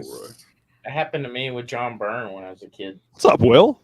Hey, Welcome, Guillermo. What's up, Will? Are you a vampire now, sir? I'm Will too. What up? Will. Yeah, Mr. Perdomo, welcome, I saw Pedro on here. I don't care about the rest of you. I just want to say hi to Pedro. Oh, okay. I see how it is. Oh, That checks out. You bastard. Bancroft says Giamatti's best role ever is John Adams. That was good. He was good in Hold that on a second, Sideways. guys. My stuff is What was that malfunctioning. Sideways movie? Huh? I kind of like that. There we go. I don't know if I ever saw it. Bill Skarsgård, Crow looks good, but if it was a different title, he's got the build for it. He looks like a fucking desert meth head. Yeah, dude. He looks or a SoundCloud rapper. I've heard people say. Yeah. You know, or you know, Jared Leto's fucking Juggalo Joker. Like, fuck out of here with that shit. Let me ask you this, Luke. With that look, do you know anything about? Is that after he becomes the Crow or before? No, this is him beforehand. This is okay. So yeah, he just looks like a fucking meth head. I think it makes more sense story wise to make him kind of a regular dude like Eric Draven was. He was a rocker and stuff, but he was a regular dude. But that made him sympathetic. You know, he was even more of a regular ass dude in the comic. He was just a handyman. Yep, yeah. He was indeed. But I think we talked about this before on our stream that it's lacking that romantic element, and this one is thoroughly postmodern now. This one is thoroughly hollow. They've hollowed out the story and they're using Look at dude's a rapper in this one, isn't he? No, he's just some He's douchebag from the street. I heard he was a rapper. But if you look at the trailer, look where they one. meet. Her and him and his woman. They meet in like a juvenile detention center or something. Remember in the trailer? So they're trying to say, oh, they're two broken people. These toxic relationships are the norm. Oh, God. Like Harley and the Joker, that's now the archetype. And that people gravitate towards those relationships now. And when they see them on film, they love the Harley Joker. Dysfunctional relationship? Yeah. Toxic relationships. Toxic relationships. Take the crazy chicks, guys. There's nothing else. Yeah, The Joker, like pussies when it all goes to shit. the Joker movie trailer just dropped, by the way. What was Yeah, the sequel. They were not supposed to make a sequel to that movie. It was supposed to be a one-off. I have no desire to see Lady Gaga as Harley Quinn. I think they were totally surprised that thing did gangbusters. I don't think they were expecting that. It doesn't need to be a Joker film. It was basically a new Falling Down or Taxi Driver or King of Comedy. It wasn't a Joker movie. They just slapped the Joker on there so people would go fucking watch it. Yeah. Yeah, we're talking about the one with Joaquin Phoenix. And I liked it. You know, I thought it was a good flick, but it didn't need to be a Joker flick. It wasn't. It was just some dude is slow descent into madness. I've never liked Joaquin Phoenix. I didn't mind that they made it a Joker movie, but I agree that they don't need to make a sequel to it. You They didn't probably like should have called it Gacy instead of like- Joker. You didn't like the movie Ruskies as a kid?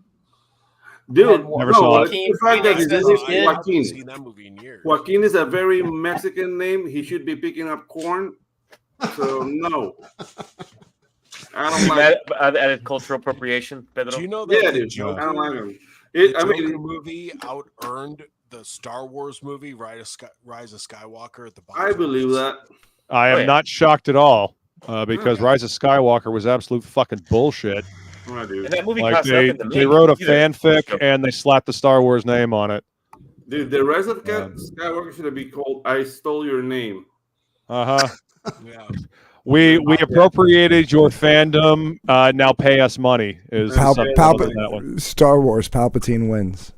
Yeah, Palpatine returned somehow. Yeah, that's quality Hollywood writing there for you. I mean, if you think about it, he wins. His bloodline is the surviving bloodline. He has the power. He has the power of the Death Star in his hands. Right. Why did they need a Death Star then? And I agree with K-pop Junkie here. They should have used the Lethe series for the movie. They shouldn't have done the Eric Shelley route. They should have left that alone and done, like we were all saying, they should have done a different. That's the template. That's Hey, why. guys, can you hear the cow? No. No. Is the knife guy back? No, the Crow New Moon was a Twilight joke because you said they went teen instead of zombie. Got it. Yeah. No, Twilight's awful. Luke, can you hear me? I now identify. Yeah, I can hear you. Okay. It works. I mean, all right. Rise of Skywalker has empowered me to identify as anybody I want. So I'm Death Metal Hero now. Fuck you. I'll kick you. I knew it. This was going to happen at some point. Yeah, man. Poor Brandon was on the rise as He's the, right. the Yeah, next dude. generation of action stars. And yeah, we he was. saw the two previous films he was before The Crow. And Yeah. Pedro, you probably know this.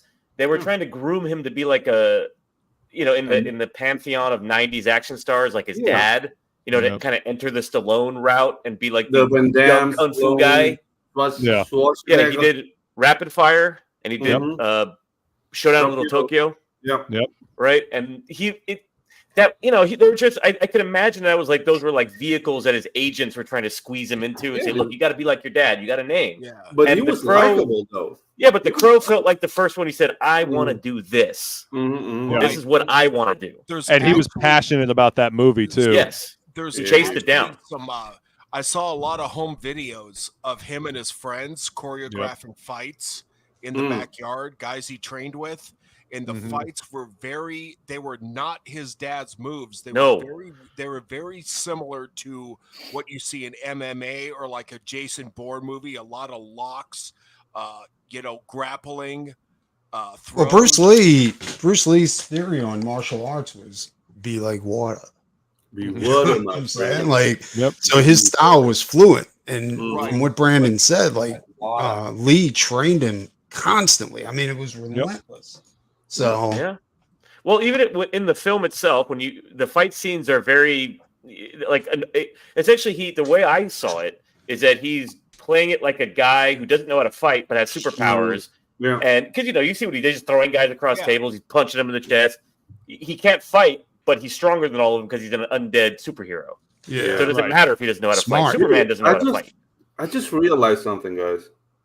Could you imagine being Bruce Lee's son? And it's like, dude, your dad's gonna whoop your ass, and it's freaking Bruce Lee.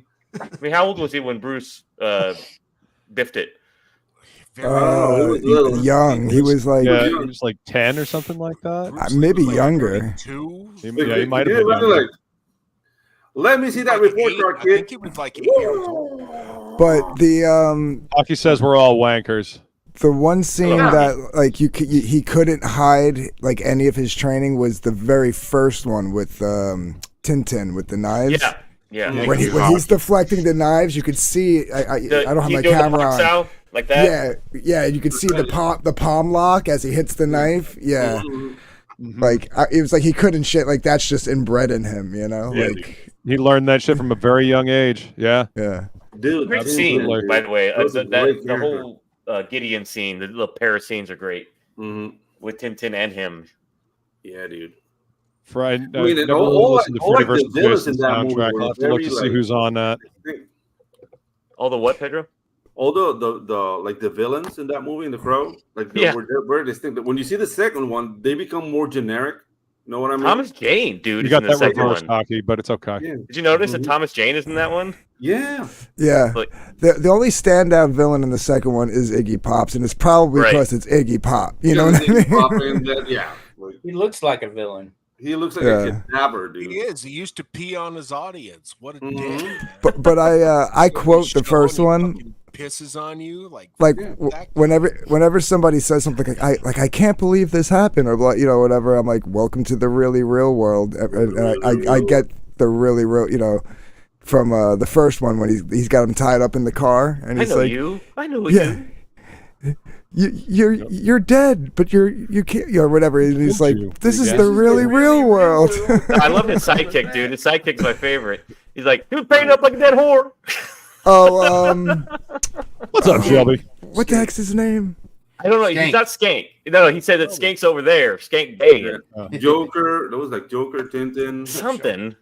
No, it is Skank, but he was lying to him saying he's over there. Okay. Yeah.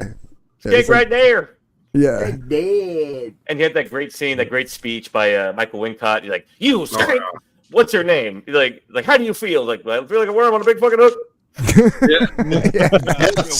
Were much more brutal in the comic, proud of you. graphic novel. Yeah, it was more brutal Yeah, than the graphic. and there was no like upper echelon, no grand designed anything. It was just a group of assholes who sold them on the road. Yeah, Yep. and he Which is shot actually up much more heroin tragic. constantly in the Yeah. comic. Yep. Like he was constantly getting loaded. Yeah. I don't mind that change though, that they made it more conventional. They kind of added on top of it. He wasn't really after top dollar. He just figured out that Even at the end, you didn't even know Top Dollar had anything to do with it until he said, "Hey, nothing happens without my say so." Mm-hmm. There was probably some racketeering going on. He was probably getting protection money. Well, he said he owned the building, and he's like he ordered the clear out of the building. Yeah. But yeah, great scene, man. The whole like super villain gathering when he's giving his speech about Devil's Night. Yeah, that was cool. Yeah, How'd that thing get in here? I just love that, and when he gets in and he just like he pushes the chair out of the way and like jumps up and lands in total Indian style. You know, Great scene, man. Right on the table. Yeah, especially the music that's playing underneath it from the club. You guys remember that riff that's going? Yeah. KFMD FDM. Is that who KMFDM? Yeah. It was one of the first platinum movie soundtracks. It was one of the first time that sort of side business took off from films where they were making a big deal about the artists on the soundtrack. That is correct. Well, I mean, there were 2 movie soundtracks before that were pretty huge. And one was Saturday Night Fever, and then the other one was The Bodyguard. Bodyguard was right after, wasn't it? Whitney Houston. With Whitney Houston. No, but that song was everywhere. You couldn't run away from it. Yeah, isn't that like The Bodyguard? It's like the crack movie, right? It wasn't crack Robin movie. Hood. Houston. Sorry. No, she was on crack. The movie wasn't about crack. It wasn't about Saturday crack. Night Fever was like the best-selling movie soundtrack of all time up until. Yeah, I remember that. Really? Yeah. Bodyguard sold that many? The Bodyguard was. That seems kind of silly. I thought it was Robin Whitney Hood- Houston. It was the height of Whitney Houston's career. Yeah, you sure it wasn't Right. just the single? No, but remember, people bought the album for the single, and they would just skip the rest of the songs. Yeah, maybe. That was back in the day when you were a But slave. I would say that those like mega soundtracks jumped the shark with the Daredevil movie. Yeah, I remember, that was a big album, dude. I remember when that came out. I mean, that whole movie was just Creed basically 3 was- like. Well, the whole Daredevil movie was just basically like a $150 million Evanescence Music video. video. Yeah, that's where they kind of broke out, was from that movie. My favorite soundtrack to this day. I mean, when You're talking about Affleck, was the Daredevil? Lost Boys. Yeah. I mean, the Lost Oh, Boys. the Lost Boys. Yeah. Yeah, the Lost Boys was bad. Saxophone dude. Yeah. The End of Days had a good soundtrack. Schumacher Scream directed it. 3 had a great soundtrack. I was just looking up the track listing for Freddy vs. Jason that Matt Metal Movies and Brewskis said. There's some good shit on there. There's some good bands. You remember that movie Ghost of Mars? Yeah. Yeah. Anthrax did the soundtrack. Anthrax to did that. all the soundtrack, like all the songs. Yep. It's just one long riff the entire film. Yeah, dude. It's just one riff. It's awesome. I'm like the only person here who probably likes that film. Oh. All right, everybody, name their top favorite soundtrack Go from Chad on. from every movie. All right, I want to say Conan the Barbarian, hands down. Oh, right.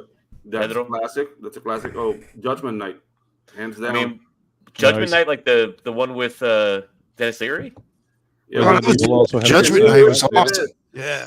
With Emilio Estevez. Okay, that's the one you're talking about, though, right? With Dennis Leary. Yeah, it was like the precursor to rap rock. You had all like the metal bands and hip hop artists getting together. Right. Yeah. And one that just popped into my head. I'm not even discriminating, really. Just first thing that came up was Strange Days. Strange Days was good. Yeah, that was it had like a cyberpunky soundtrack to it that I really and on Strange played Days, over and over again. there's this band called Skunk and Nancy. Yeah, they're in that soundtrack too. and I like the Phil Collins one that's playing backwards. Yeah, at the end. Remember? I don't know if I could pick a favorite. I'd say if I had to, like, it would be a tie between Lost Boys, and St. Elmo's Fire, Pulp Fiction, and Pretty intense. The Remains of the Day, and Crow City of Angels. Yeah. The second movie soundtrack. And the only reason why I say Crow City of Angels is because it has the Grace Slick and Linda Perry song "Knock Me Out," and I think that song is by far one of the best songs to come out of the '90s that nobody knows about. Yeah. It had like Deftones on it. It had some pretty interesting stuff on there. Yeah. The Spawn soundtrack was pretty good too. Oh, Spawn. Yeah, that was good. Movie. Yeah, the movie wasn't great, but the soundtrack was pretty good. I actually like the movie. The rated R version is better than the theatrical PG-13 version. That's for sure. James Caan film Thief. Oh yeah, Tangerine Dream. Great track. Yeah. That one. Tangerine Dream did the soundtrack for Keith. No. Tom Cruise movie with Tim Curry as the devil. Oh, they did the Legend. American soundtrack. Yeah. Legend. Rocky Horror Yeah. Picture Legend. Yep. Legend. Yeah. Oh, that was such a good movie. God, that Yeah, was a dude. great movie. I don't know. I mean, for me, Lost Boys is way up there. Conan for sure. Yep. I mean, I had that on vinyl, and then I'm gonna throw one in there that's kind of poppy that was really popular, and that's Pretty in Pink. Top Gun. Top Gun. Yeah. You didn't say scores, Chad. You said Legend. Thank soundtracks, you, like Soundtrack. artists. Yeah. Soundtrack. Oh, all right. Well, best movie album then. Okay, because if I said scores, that would have been different. I still think Tron Legacy is my second. Oh yeah, favorite. that's a great one. That's a good one. But we should Blade, do soundtrack yeah, too. good tunes, absolutely. That was another Oh yeah, great Blade soundtrack. was awesome. Transformers from the 80s. Dude, that was fucking insane. Love that soundtrack. Great That soundtrack. is still yeah. on my phone to this day. Instruments of Destruction is such a fucking killer jam. The Robotech, like the Carl Masick one, had a really cool soundtrack too. You know what? I knew Carl RoboCop Mason soundtrack, personally. yeah. First Highlander movie, you know, with the Queen soundtrack. That was Yeah. fucking amazing, dude. Oh, the Oh yeah, To the universe. Highlander. Give me the Yeah. prize. No, great. You know, it's a great Natural Born Killers soundtrack. Yeah. Yeah, that's another good soundtrack. It's Mhm. fucking Yeah. phenomenal Platoon soundtrack. had a good soundtrack. Yep. Yeah, it did. Highlander, yeah. LA, if you like Wayne. Especially the opening track. Highlander was just a Queen album. Yeah, Basically, but it was still a damn good soundtrack. It was fucking amazing. 184 was a Toto album also. It was a really great album. You know, It did Rock have and a Roll. concept behind it. Rock and Roll had a fantastic soundtrack. Yeah. Rock and Roll is fucking great. Love that movie. Did Yeah, Jason Cheap Trick. Rock and Blondie. thanks a lot. I mean, you know, the original Heavy Metal. Yeah. Heavy Metal 2000 was okay. Come on, guys. Bill and Ted's Bogus I Journey. forgot about Heavy Right, Metal. the original was fucking Alright, shit. Yeah. Places top Bogus top Journey top three, has Primus in it. because So yeah. Heavy Had Metal. Black Sabbath. Mhm. Mob Shit, Rules. Mob Rules. Mob rules. You can listen to fools. Bascom, what's your favorite? You didn't answer it. Yeah. I have to go with Crow. Journey Okay. was on the original Heavy Metal soundtrack. Yeah, Sammy Hagar. I mean that. I'm more of a heavy metal 2000 soundtrack guy though. Heavy Metal. All right, so how about scores? Just plain out scores. Scores. Superman I mean, the movie. Yeah, Superman. Superman, Star Wars. Yeah. Gladiator. Every movie, Yeah, Star every Wars, movie in the original Star Wars. 2000s had like ended either with "Let the Bodies Hit the Floor" from Johnny Let the Cash, body. or it was I don't know. I like the Gladiator soundtrack. Dreams. Hans The Zimmer. Faculty. Come on, the Faculty had a the Faculty. great Oh, yeah. soundtrack. Faculty did have a great soundtrack. Yeah, they did. Class Yeah, of White Line's theme 99. from Transformers is fucking badass. Yes, it is. Yes, I it think is. I still think the Transformers. Is it true like that the main song from Transformers was created by a porn star? What I now? wouldn't be Mm. surprised. I don't know. Like you remember in Boogie Nights, right? Right. Yeah. When he was in there recording the song, that Oh, was you the got main the song from touch. Transformers, the You got original the Transformers power. movie. You got Yeah. You yeah. got the touch, yeah. Transformers. Yeah. I don't know if it was Stan an Bush. actual- Yeah. That's the dude that wrote that. Stan Bush Scene was in the the one movie, that. by the way, when you Was he see a porn John C. star? Riley back Was there. he, I dancing. don't know. I don't The think Last so. of the Mohicans, man. Great. Oh, soundtrack. yeah. Bruce, that's a great Okay, soundtrack. so Lord of the Rings. That makes you want to run. Mark Wahlberg's Rockstar. Rocky. Yeah, that's. I'd say that's a good all soundtrack. Michael Mann movies have a great score. Mm. Yeah, for sure. Yeah, you can't go wrong. You can't go wrong with Michael If you Mann. ever watch Miami Vice, the music Last in of the that show. Mohicans. Yep. Yeah. hit. Oh, Eddie and the Cruisers, both 1 and 2 have phenomenal. That was good. Yeah, that was great. Mark Wahlberg's Rockstar. Damn, dude, really? No, it's a great. It is a great soundtrack. It is. I wasn't. I don't know. I wasn't into. It was too glammy. I guess. Well, I mean, that was the whole point. It was supposed to be. Yeah. Singles. For What about $3 more. singles? Movie For was. a Yeah, few dollars Singles has a more. good soundtrack, dude. Singles just didn't do it for me. I'm Yeah. not into The soundtrack? Hey, what's up, Krager? Hey, The Craig, movie wasn't that great, Oh, but The movie was my ass. co-host. What? I like the movie. Yeah. No, I don't know. I liked it too, but I wouldn't say it was as phenomenal as a lot of people Manhunter? said it What's up, was. But Phil? the soundtrack was awesome. To me, the movie was that. It has seasons on it. From Scott Campbell, like my top 3. Yeah, my favorite movie by Scott Campbell would be The Big Night. I gotta reach What's out up, to Woodrow? Welcome, sir. I Good to got. see ya. I gotta reach out to Krager because I don't know if I don't think I got. Yeah, I don't think I got my guys. Hammer? Hammer. Yeah. It's coming. He will get it to you. Trust me. Oh, somebody told me he was done. I'm sorry. Are you? Did you get a head sketch or He something? is in the process. I know I got something. Yeah, I think I got something with original art, and he was throwing, and because I backed it while we were on stream together, he said he was going to throw in another piece of original art. If you're doing any art, he's working on that right now.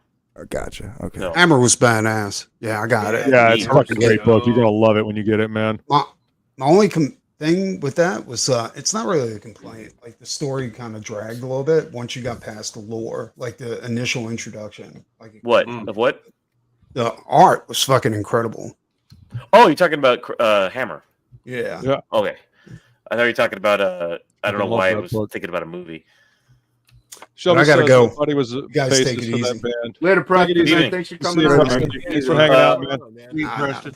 You guys You're be the good. cream, buddy. You're the cream. Moromi actually says a good one. Life Force. It had that very operatic dude. score. Mhm. Dun, dun, dun, dun, Nice. dun, dun, dun, dun, dun, dun, dun, dun, dun. Remember that, Pedro? You're like, Yeah. it's a big soundtrack. It's a big score. Space Toby Vampire. Hooper. Yeah, Life Toby was Hooper. like the space vampires that would like suck light out of So, you. Luke, Yeah, we all know why you remember watched the it, boobs. Pedro.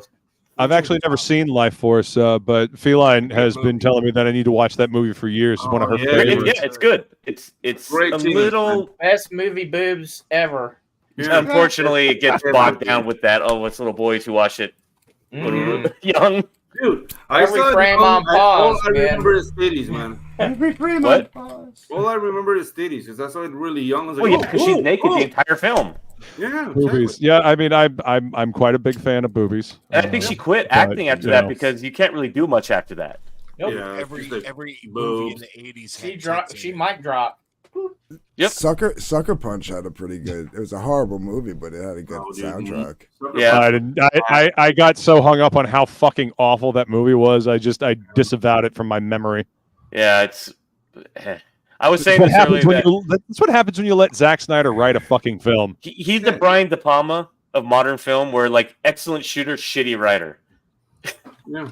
You know, don't But, write anything. That's why I say I'm not saying anything about the movie, but the soundtrack's actually pretty dope. Do you know that Brian Right. De Palma actually wrote the opening crawl of the original Star Wars? That does not surprise me. They were I did actually hear editing that. in the same facility.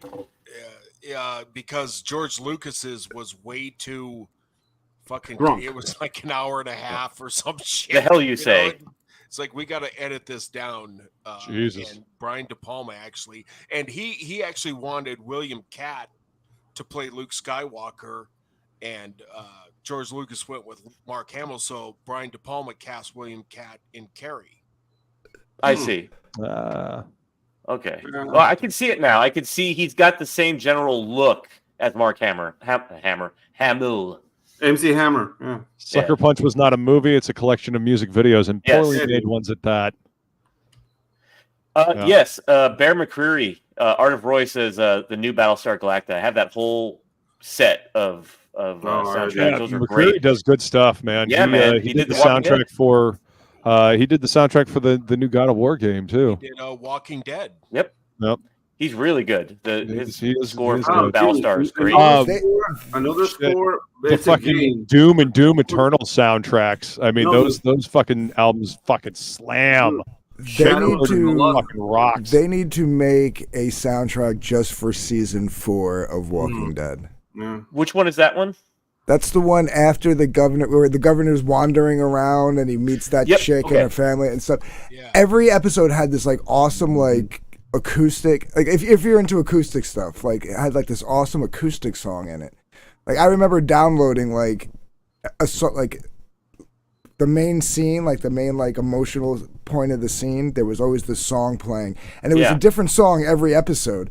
And I remember downloading like 4 or 5 songs just from that season alone. Like it was like incredible. The good one was like it's like 8 miles out when he has to fight with Shane in the schoolyard. Remember? Yeah, 18 miles out. 18 miles out, and they're driving back, and it's got that big wide shot of the grain field or the wheat field, and the lone walkers there, and it's a very haunting image. And Shane's just kind of watching him. It's almost foreshadowing what's going to happen to him. Pretty cool. And that's playing over it into the credits. Yeah, see, I checked out on The Walking Dead at like the beginning of season 2. I just really. Yeah, I stopped reading The Walking Dead around issue 50 when I realized that Rick was going nuts and was going to pick up the phone and hear his dead wife. I was literally sitting in a room of people, and I was reading the book, and I was like, man, this book is so cheap they can't even do sound. Oh, wait a minute, I know what's happening. I stuck my finger in the book and I held it up. And I was like, I'm going to finish this book, and Rick is going to hear. He's going to pick up the phone. It's going to be his dead wife. On the phone, because this is after they had, gotten out of the prison and she had died. And I'm going to be done with this book. And sure as shit, that's what happened. I never touched another Walking Dead issue. Got to the beginning of season 2, and I knew Shane was going to leave that fat dude to die in the school when they went to go get medicine. And I was just that was horrible, dude. I'm done with this show, and I never went back. Yeah. So I just if I can predict it, that easily, I don't want to watch it. Oh, somebody put together a playlist for the season 4 soundtrack. They must have thought the same, and it's literally the 6 songs that I've downloaded. It's like I could have created this playlist. They, speaking of Michael Mann earlier, they kind of took a cue from him that whole choose a song to be the undertone of the scene. But it's not a bit of underscoring, like an actual song, with lyrics. Michael Mann does that a lot. Like, remember in Collateral Scorsese does that all the time. But do you remember in Collateral how well it worked, where they had the when they stop and they see the wolf go crossing Compton, and the Audio Slave song starts playing, and there's just silence. Oh, yeah. Mm-hmm. Stuff like that. Shadow of the Sun, that's what it was called, that one. And then it comes on later. That's a good song. Yeah, and then later on when Jamie Foxx gets his balls to kind of take on Vincent, Tom Cruise, and it goes and crashes the taxi. Exactly. That song starts playing again, remember? Yeah. So Michael Mann's very good with that, underscoring with an actual lyrical song.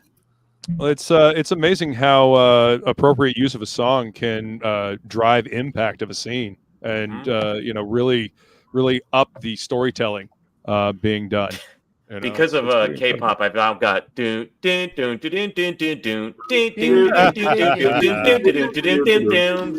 K-pop.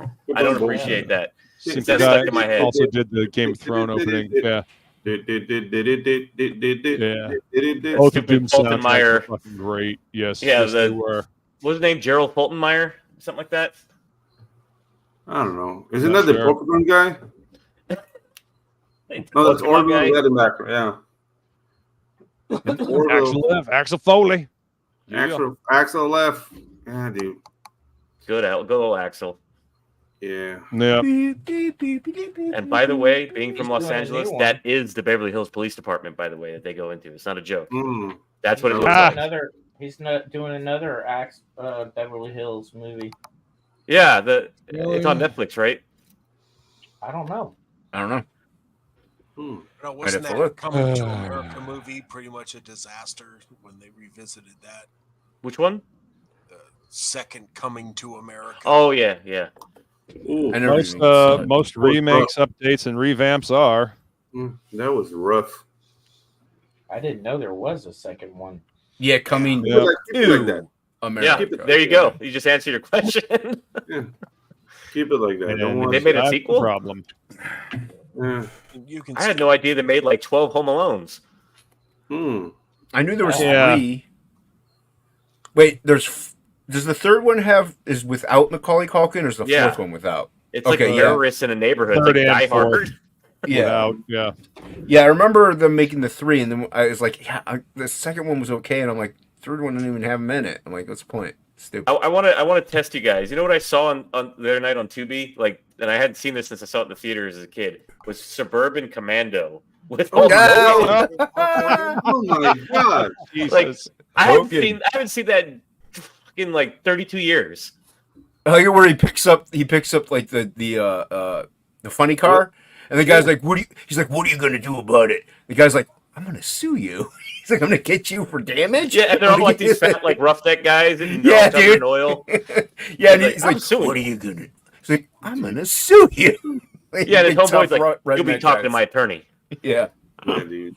But it's Yeah, actually what kind do- of freaky. Like the bad guy turns into this like Gilman looking dude. It's kind of a freaky costume for kids. Mm. You know, and he's Right. growling and shit.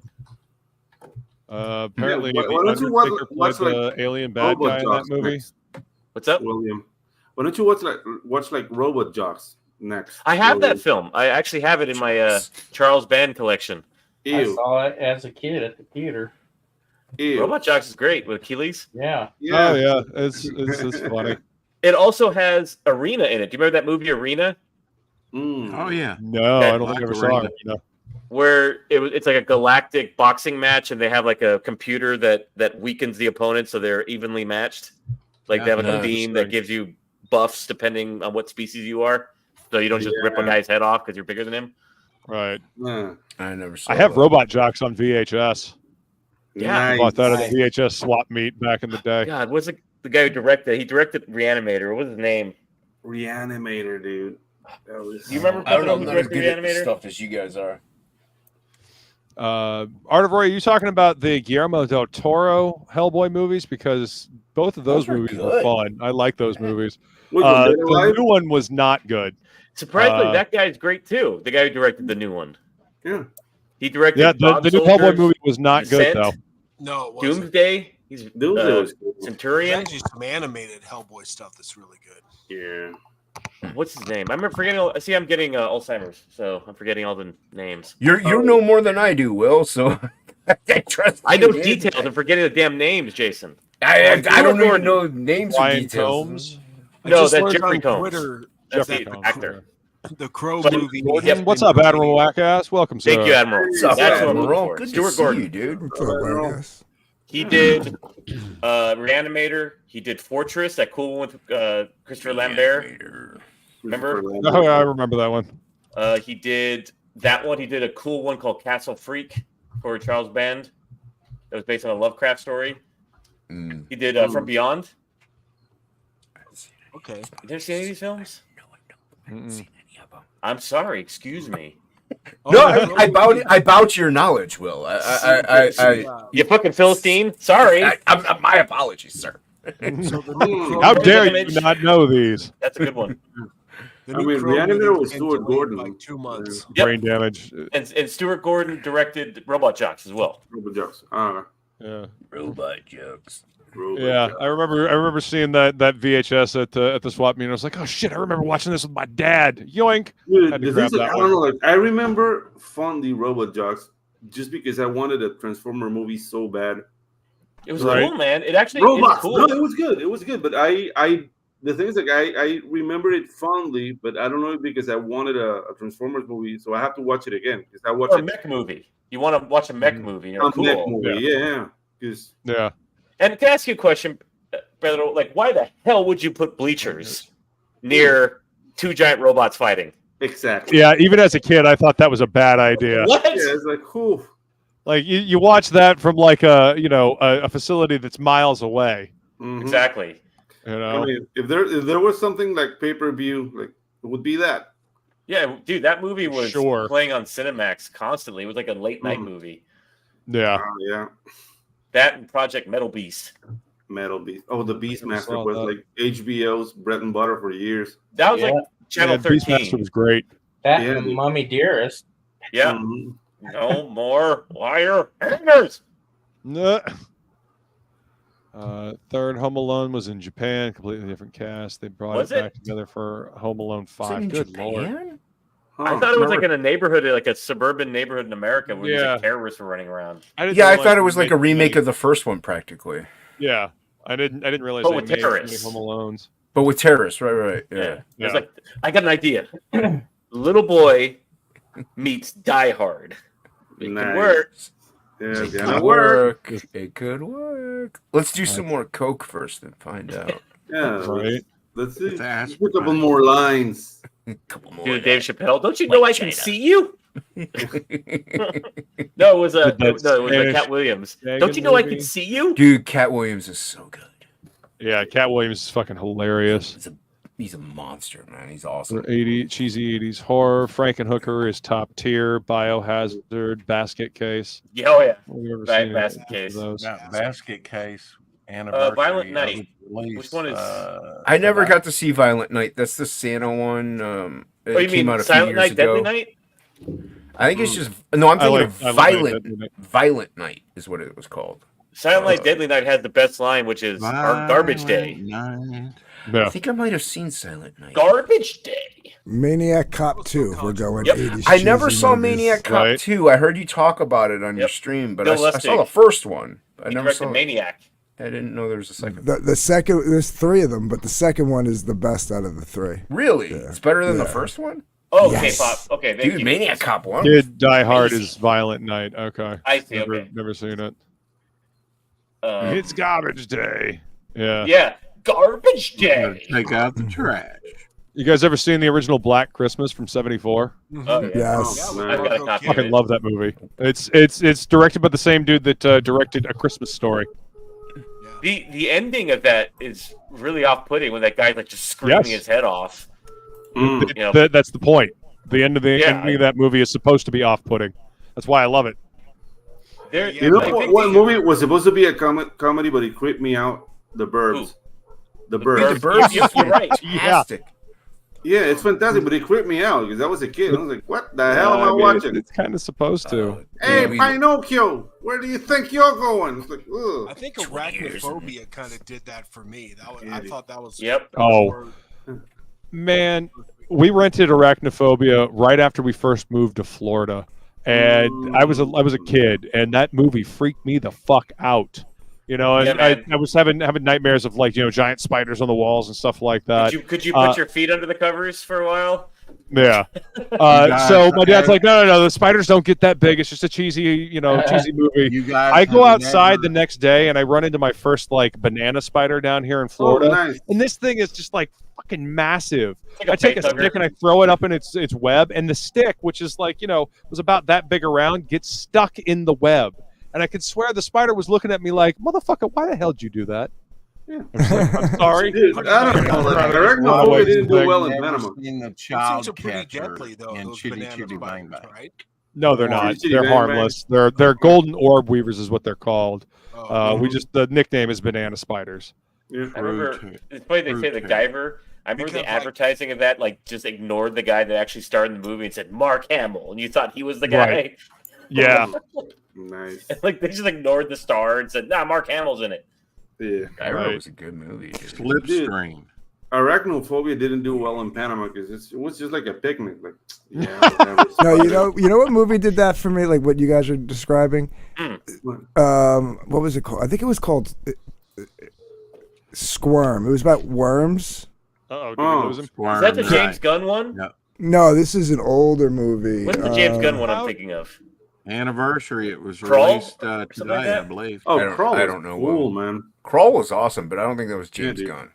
The one he made about the little slugs that get into people. I think it was just called Slugs, wasn't it? No, it was Squirm. Is that what it's called? It must. How about this stuff, It's either a remake then, or just like a movie with the same name because the one I'm thinking of is from '76. Thank you, K-pop. Slither. Yeah, Slither. That's the James Gunn movie. Yeah, with Michael Rooker. Mm-hmm. Yeah, with Rooker. Yeah. Okay. Thank you, ma'am, for always being get me on the spot with the names. Yeah, no, Squirm was from 1976, and I saw it as a kid in the 80s, because we went to the little local video shop and rented all the cheesy horror movies, so we just picked it up and we watched it, and there was a scene where they're in a restaurant and the guy's eating spaghetti, and the spaghetti, he sees something going on outside the window and the spaghetti's hanging out of his mouth and he just shoots up his lip and slides into his mouth, and I remember as an Italian not being able to look at a plate of spaghetti for a week. No. By the way, I just watched that. I just watched Phase 4. The Yeah, actor Phase 4 is that played great. Coach, right? I watched that the last time I was up visiting her. I really You know like what's that movie. crazy? I didn't I'd know never Saul seen it Bass before. made a movie. I tell you What now? one scene that Saul always- Bass made Phase 4. I'm like, Saul Bass made a movie? Oh yeah, it's like the only film that he made. Yeah, I was like, Yep. I couldn't believe it. It's a great flick. She managed to find a DVD online, and she was raving about the movie, and I'd never seen it before, so we sat down and watched it, and I really liked it. I've got It's the got great Vinegar cinematography. just put out the 4K special edition of it that came in the mail. Nice. But yeah, I was It like, was good stuff. I was very surprised Saul Bass made a movie. He was always known for his title sequences, Yeah. and he's Yeah, kind of the actually had to- father of graphic design for films. I didn't realize that. Like he was the guy who pioneered the concept that a title sequence doesn't just have to be names; it could actually be a story point. Right. You know, like Spartacus. He did Spartacus. You know, where it had all these different busts and colors, and they're cracking and falling apart, like as the slave rebellion is coming. I am Spartacus. Yep, he did Vertigo. Remember that? Nice. Crazy. Vertigo. He did Psycho. Remember the slats? Yeah. He did Cape Fear. He did Casino, which is a very Cape big one. He Fear, did Yeah. with Robert De Niro, like falling into hell. Remember when he gets blown up? Right. I never saw Kingdom of the Spiders. No, heard of it, never saw it. Yeah, I never saw it. Night of the I Creeps. saw it. I just don't remember. Yeah, special I effects love on that. CGI any day. Night of the Absolutely. Clits? Night of the Creeps. Oh, the Crips. Night of the Clits. Like, whoa. No, Night of That's the on the wrong side of the video club. Night of the Creeps was a. They look. I mean, never mind. Yeah. That- What about be Nothing scary. But Trouble back in the day? Nothing But Trouble. Chevy Chase, Dan Yeah. Aykroyd. Yeah, that movie, man, with the nose. Yeah. Still can't eat bratwurst. Oh yeah, dude, that's that table scene where he's like, "Help yourself, some dogs." Yeah, still can't do it. The movie fucked me up as a kid. I'm gonna Yeah. flip out, baby. Yeah. Terrible. Well, gentlemen, we've been going for about 3 hours here. I think I'm going to go ahead and call this one. So right. let's do a round. We'll say where people can be found. Mr. Perdomo, where can you be found, sir? You can find me right here, and Jason Krager and I host a show called For Comics Sake every Monday at 8 p.m. Pacific, and this Monday we're having on Josh, the Art Jedi, who's Amarok Josh, as we call him, who's got a campaign called Amarok, and we have a new guest every Monday, and we do basically mini Fragtobers, if you know what I'm saying, where we raffle off the art that Jason Krager produces. So be there, and maybe you'll win something. Oh, nice. And subscribe so you don't miss an episode. Already please. subscribe. Ring that bell. That's right. Ring that bell. Mr. Pedro Ang, where can we find you, sir? Well, you can find me at the X at Angilla, and I'm working hard on Waifus and Kaijus. I'm on page 50 of 130, so please join the mailing list. We're going to be launching at some point this year, but we want to have the book as finished as possible before we launch, so that's why we're taking our sweet-ass time to do that. But yeah, if you like robots, Kaijus, and hot babes, this is your book, Waifus and Kaijus. Coming at you. Nice. Sign up there. Link is in the description. Mm-hmm. Mr. Chad Townsend, where can you be found, sir? Right there at chadtownsend.com. And I'm currently 14 pages in on my next Black Phantom comic. Fantastic book. So thank you. I hope you guys check it out. And it was a handsome book if you guys got your hands on it. It was a lovely Black print. Phantom's dope. Kid Sweet Squid's kid. awesome. Yeah. Thank you. I still want my Matt Weldon cover. I enjoy my It's standard. coming. Anthony, where can you be found, sir? DarkGiveComics.com and Dark Give Comics Presents on YouTube and basically anywhere on social media. Jason, you've been paying attention to the indie cockfight shows? Do you know what you're in for? I don't watch things beneath me. All right, well, don't be surprised. Or you will be No, surprised. I've seen a couple episodes. Skimmed them. Yeah. So you know about the wheels, right? I know about the wheel. Yeah, I've been on shows like that. Okay, just making sure. Please, son. Yeah, so if you guys haven't seen it yet, check in on the 18th at 9 p.m. We'll have Peter Gilmore going up against Jason Bascom in a insane drawing competition. Oh boy. Yeah. You guys are gonna lose. Ooh boy. Jason's gonna get you. And My book, Rex. check it out. Black Phantom. No, wait. Oh, whoa. You wish.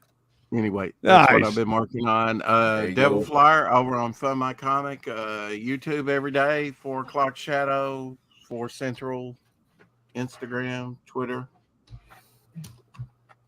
Awesome. I didn't get a donut. Thanks for the plug. Yeah, it's good. Squid Kid. Hell yeah. Oh, great bonus. Yeah, it's on my desk. Mob, where can you be found, Hey, sir? guys, I can be found on the X or Twitter, as the old guys say it, and it's Morv357. And you can check out the Mercenary Guild at themercenaryguild.com. Sign up for the mailing list. We're not going to launch it, just like Pedro said. We're a few pages in, but we got a ways to go. But definitely sign up for the email list, and then we'll launch. And we have a trailer on this channel. DeathMetalHero that he put together, a 30-second trailer. Maybe he'll show it, maybe he won't. I don't know. And definitely check that out. It'll give you a synopsis of what the book's about, and definitely it'll show you art from the book, hand drawn, hand colored. Indeed. And, you will get, if you sign up for the email list, you will get and back the book, you will get an exclusive trading card, and the trailer explains all that. So just check it out on this channel. You don't have to go anywhere.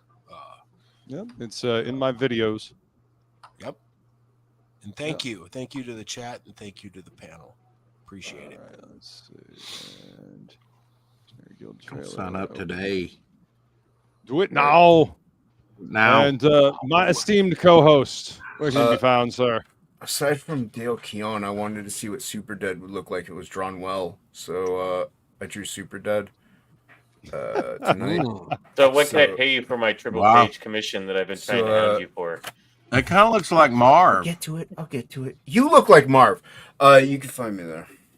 I think that was a slight dig at Pete. I don't know what you're talking about, Anthony. I would never dig at Pete. All right. And as for me, this is the exclusive trading card art that you will get when you sign up for the Mercenary Guild. Wow, those are big cards. Yes, they are. Yes, they are. Jumbo cards. So yeah, you won't be able to get the Elven Sorcerer's trading card anywhere else except for signing up for the campaign. So do it now. This is the final line art for cover A for the Mercenary Guild. I want the And third both one. of these pieces. Huh? Not the third one. No. Then this is you'll be able to get this all artwork. All 3 of these pieces will be available. Yeah, that one. on That's the what I want. Ah, yes. The I want you for the Mercenary Guild. This is Bane Spectre, leader of the Mercenary Guild. So yeah, I will play the trailer as we head out tonight. And that'll be available to tier, right? I can grab. Yes. Yeah, all 3 of those pieces are going to be available on the campaign, and there will be more original artwork as well. So yeah, as Feline has been dropping links for everybody's stuff in the chat. She's been amazing. Thank you. This is my better half.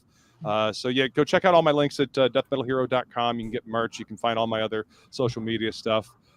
Show will be on Jason's channel next week, but please go subscribe to my better half, Flying Feline Productions on YouTube. We do the Happy Hour Hangout Tuesdays at 5 p.m. We talk about fun stuff. We have hijinks and trivia. Amazing How did trivia you that do I this week, Luke? I actually got 6 this week. I did pretty damn good. That is yeah. good. So yeah, Also, I did she pretty has damn good this week. I gotta Beautiful see. hands. Yes, she does. She's all over beautiful. Beautiful hands and beautiful I jewelry. thought you said She keeps them in a hyperbaric chamber like David Duchovny. Yes, she's a hand mop.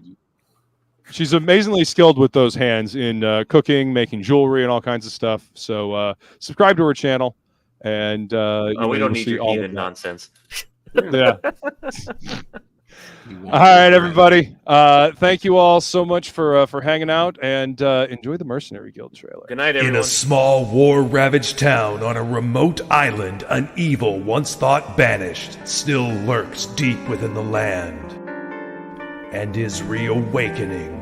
In this slowly healing community torn between two factions, an outcast band of adventurers strive to rebuild their lives and make this island their new home. As darkness encroaches upon the weary citizens, only the Mercenary Guild stands in its way. Join the guild at themercenaryguild.com to receive an exclusive Elven Sorceress trading card.